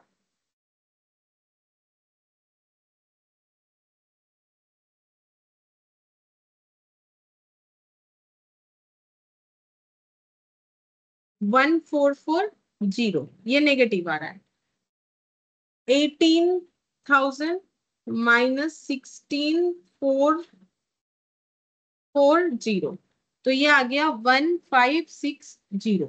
तो ये भी नेगेटिव आ गया 1,560। नहीं, ये पॉजिटिव आएगा क्योंकि 18,000 तो ज्यादा है। और ये लास्ट वाला भी पॉजिटिव आ रहा है, 9,000 माइनस 8,220। तो ये आ गया 780।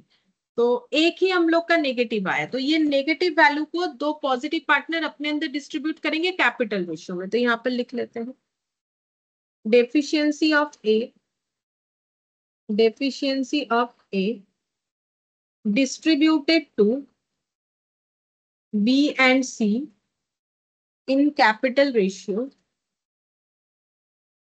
in capital ratio that is 18:9, यानी 2:1 रेशियो में डिस्ट्रीब्यूट हो जाएगा। 1440 जो वैल्यू है वो 2:1 में डिस्ट्रीब्यूट हो जाएगा। तो 480 और 960, तो इनको 960 बेयर करना पड़ेगा, इनको 480 बेयर करना पड़ेगा।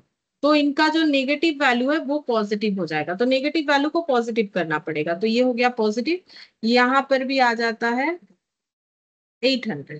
ठीक है, तो 800 ये हम लोग का पॉजिटिव हो गया और ये हो जाएगा 300। तो ये अमाउंट हो गया, amount paid to B and C. तो ये पॉजिटिव आने से पे हो जाएगा अमाउंट पेड या पेबल। तो ये तो कितना पे कर सकते हैं, 900 रुपए। क्या ये 900 रुपए नहीं, ये हम लोग का कितना था, ये 800, ये 600 आना चाहिए। हाँ 900 ही तो होना चाहिए, 800 नहीं होगा। 800 का तो फिर मैच कैसे करेगा, कुछ तो गलत हो गया। 1560 माइनस 960, हाँ 600 रुपए। तो 600 प्लस 300 900 रुपए। ठीक है, तो वो 900 का ही तो डिस्ट्रीब्यूशन था, तो 900 मिल जाएगा बी और सी को, बी को 600 और सी को मिल जाएगा 300। अच्छा, अब निकालेंगे बैलेंस कितना फिर कैपिटल का बच रहा है। तो यहाँ पर लिखेंगे बैलेंस ऑफ कैपिटल। तो बैलेंस ऑफ कैपिटल कितना हो जाएगा, ए को तो कुछ भी नहीं दिया हम लोगों ने, ए का जैसा था वैसा ही बचा हुआ रहेगा। बी को 600 दिया है, तो बी का कितना बचेगा, 18,000 में से 600 माइनस कर दे तो बचेगा 17,400। और सी का 9,000 में से हम लोगों ने 300 उसको पे किया, तो उसका बचेगा 8,700। तो टोटल कितना हो जाएगा,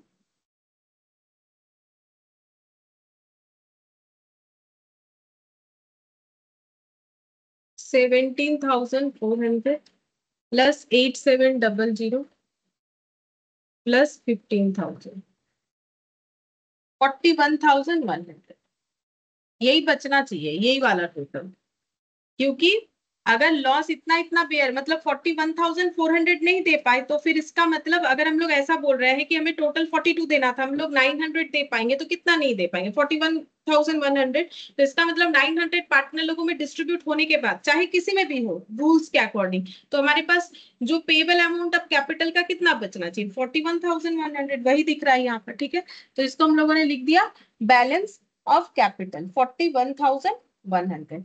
अच्छा, अब हम लोग क्या करेंगे, नेक्स्ट हम लोग फिर से चेक करेंगे कि मैक्सिमम लॉस कितना हो रहा है। तो यहाँ पर लिखेंगे मैक्सिमम लॉस।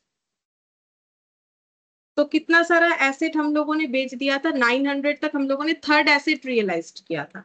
अब फोर्थ एसेट रियलाइज करके कितना आ रहा है, 6,000। तो अब 6,000 हमें कर देना पड़ेगा लेस, हमें देना है 41,100। हम लोग अभी के कंडीशन में 6,000 ही दे सकते हैं। तो फिर कितना बचा जो हम लोग नहीं दे सकते, अगर फ्यूचर में कोई एसेट ना बिका, तो 35,100। ये लॉस हमें पार्टनर लोगों में प्रॉफिट शेयरिंग रेशियो में डिस्ट्रीब्यूट करना है, जो कि है 2:2:1, यानी 5 डिवाइडेड बाई इंटू 2, 14,040, फिर से 14,040, 7,020। अच्छा, ये टोटल कितना आ रहा है,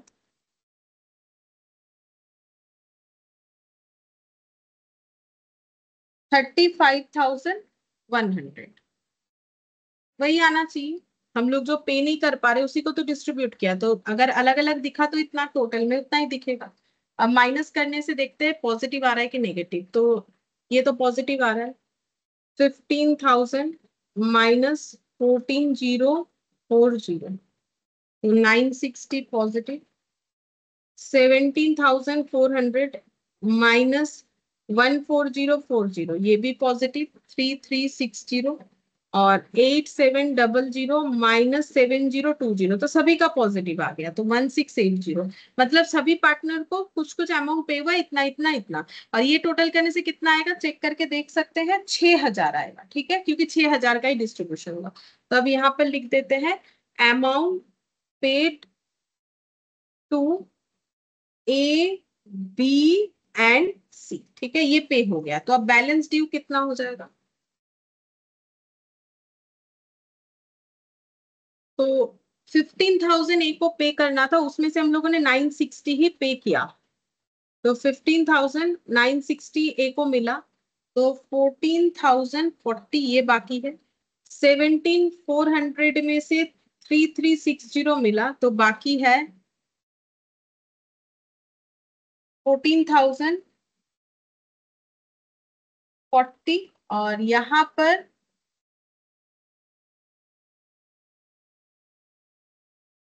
8,700 में से 1680 मिला, तो बाकी है 7020, ठीक है। अच्छा, अब ये टोटल करेंगे तो कितना आ जाएगा? 35,100 ही आएगा। यहाँ पर भी तो किया हुआ है ना सेम चीजों का टोटल। तो अब 10th नंबर में लिखेंगे फिर से मैक्सिमम लॉस।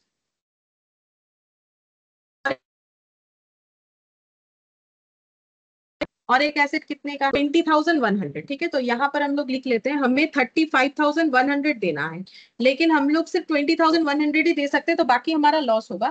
तो कितना हो जा रहा है, ये माइनस करने से हम लोग का हो जाएगा 15,000, ठीक है। तो 15,000 का लॉस पार्टनर लोगों में डिस्ट्रीब्यूट होगा 2:2:1 में। तो 5 से डिवाइड हो जाएगा, 3,000 इंटू 2 6,000, 3,000 इंटू 2 6,000, 3,000 इंटू 1 3,000, ठीक है। अब कितना अमाउंट आ रहा है देखते हैं।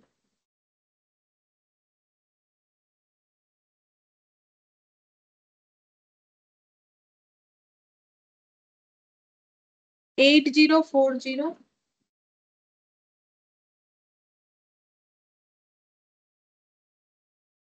8040, और ये आ जाएगा 4020। तो ये सभी पॉजिटिव आ गया, तो अमाउंट पेड हो जाएगा, amount paid to A, B and C. और इसका टोटल कितना होना चाहिए? 20,100, इतना ही तो हम लोग पे कर रहे हैं ना। ये हो गया हम लोग का amount paid to A, B and C. अच्छा, अब नेक्स्ट यहाँ पर फिर से चेक करेंगे।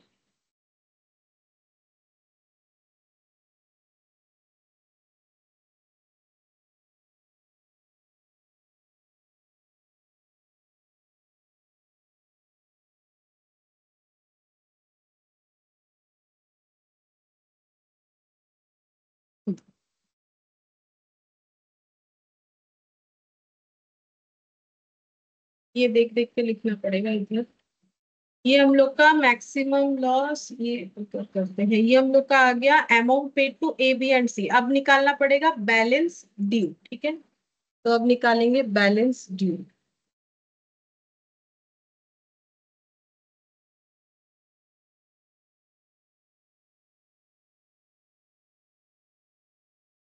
बैलेंस ड्यू, तो यहाँ से देख के माइनस करना पड़ेगा। अच्छा, तो कितना था कैपिटल में बैलेंस ड्यू? बैलेंस ड्यू था 14,140,40, उसमें से पे कर दिया गया है 8040, तो बैलेंस ड्यू हो जाएगा 6,000, ठीक है। तो यहाँ पर बैलेंस ड्यू हमारा दिखेगा 6,000।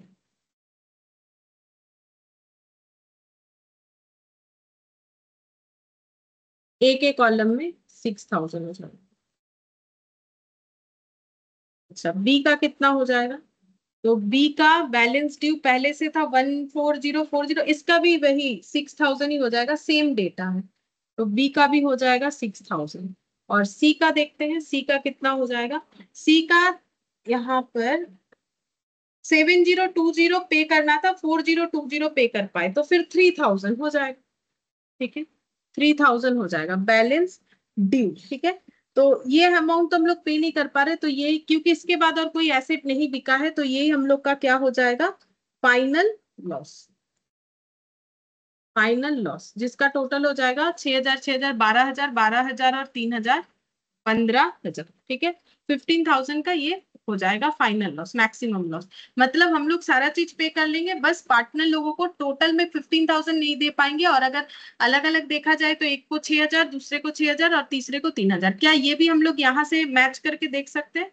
बिल्कुल, ये भी हम लोग यहाँ से मैच करके देख सकते हैं। कैसे करके देखेंगे कि हम लोग का एसेट रियलाइज्ड कितने का हुआ है, यहाँ पर एसेट बेच के हमें मिला है 34,000। ठीक है, अच्छा, और कैश था पहले से हम लोग का 500 रुपए, वो हम लोगों ने एडजस्ट नहीं किया, मतलब वो तो यहाँ नहीं दिखाया हुआ है, तो टोटल हो जाएगा 34,500।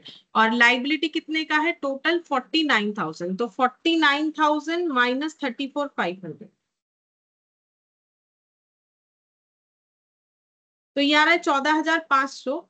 यहाँ पर हमारा आना चाहिए 15,000, तो 500 का डिफरेंस दिख रहा है। 500 तो मैंने कैश ऐड कर दिया, फिर क्यों दिख रहा है? देखते हैं क्यों दिख रहा है। मैच तो होना चाहिए, आंसर तो मैच हुआ है, लेकिन ये कंसेप्ट भी तो मैच होना चाहिए। देख लेते हैं।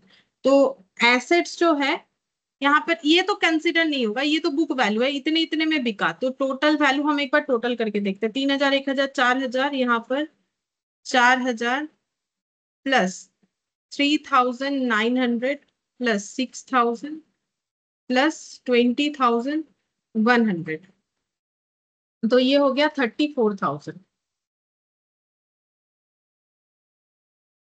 अच्छा, ये हो गया मेरा 34,000। ठीक ही है, एडिशन तो मेरा ठीक है। 34,000 मतलब यहाँ इन्होंने ठीक ही कर रखा है। 34,000 से अगर हम लोग 49,000 लेस कर देंगे तो 15,000 ही हमें दिख रहा है। अच्छा, द एक्सपेंसेस, ओ ठीक है, यहाँ पर ये मैच हो रहा है। यहाँ पर क्या प्रॉब्लम हो रहा है हम बता रहे हैं। ये लाइबिलिटी है, ये मैंने एसेट बेचा इतने का, लेकिन 500 रुपए भी तो कंसीडर करना है, मैंने बताया, सही बात है। तो हम लोग की इस लाइबिलिटी में हम लोगों ने ये रियलाइजेशन वाला एक्सपेंसेस भी तो एड ऑन नहीं किया। मतलब हम लोग का टोटल खर्चा है 49,000 का, हमारा बैलेंस शीट से दिख रहा है। मतलब liability and partners capital plus realisation का खर्चा 500 रुपए, तो 49,500। और हम लोगों का जो एसिड बेच के पैसा मिला 34,000, और 500 रुपए का हमारे पास कैश था, तो डिफरेंस कितने का आ जा रहा है? 15,000। ठीक है, ये 500 एड ऑन नहीं किया था इसी वजह से। तो ये हम लोग का ओवरऑल मैनेज होके 15,000 ही आ जाएगा। ठीक है, तो ये 15,000 का मैक्सिमम लॉस यहाँ पर दिख रहा है। तो इस प्रोसेस को हमें फॉलो करना है, ये प्रैक्टिस करने से होगा, क्योंकि ये एक रूल्स है ना कि कैसे करके इसका प्रेजेंटेशन करना है। अब ये ऐसे ही करना है, क्योंकि इसमें हम भी कुछ नहीं कर सकते, जैसा हमें ये फॉर्मेट या रूल्स बताए उसी बेसिस पे हमें करना है। बाकी अगर डेटा बड़ा हुआ तो हम लोग इस तरीके से अलग से उसे निकाल सकते हैं और कैपिटल को अलग से दिखा सकते हैं, या उसी टेबल के अंदर दिखा सकते हैं, बस थोड़ा सा यही चेंज कर सकते हैं। बाकी हम लोगों को इस मेथड को इसी तरीके से करना है। पहले मैक्सिमम लॉस निकालना है, फिर लॉस पार्टनर लोगों में डिस्ट्रीब्यूट करना है। अगर डिस्ट्रीब्यूट करने के बाद किसी पार्टनर का नेगेटिव बैलेंस आएगा, वो नेगेटिव वैल्यू बाकी पॉजिटिव पार्टनर अपने अंदर डिस्ट्रीब्यूट करेंगे, और ये प्रोसेस चलता जाएगा जब तक पार्टनर लोगों का जो ड्यू अमाउंट है वो पॉजिटिव नहीं आ जाता है। मतलब नेगेटिव रहने से नहीं चलेगा, जब तक पॉजिटिव नहीं आएगा। जैसे ही पॉजिटिव आया, वो अमाउंट हम लोग बोलेंगे कि उस पार्टनर को पे होगा। ये प्रोसेस चलता जाएगा, और ऐसे करके जब तक सारा एसेट नहीं बिकेगा ये प्रोसेस कंप्लीट नहीं होगा। तो ये हो गया हम लोग का मैक्सिमम लॉस मेथड।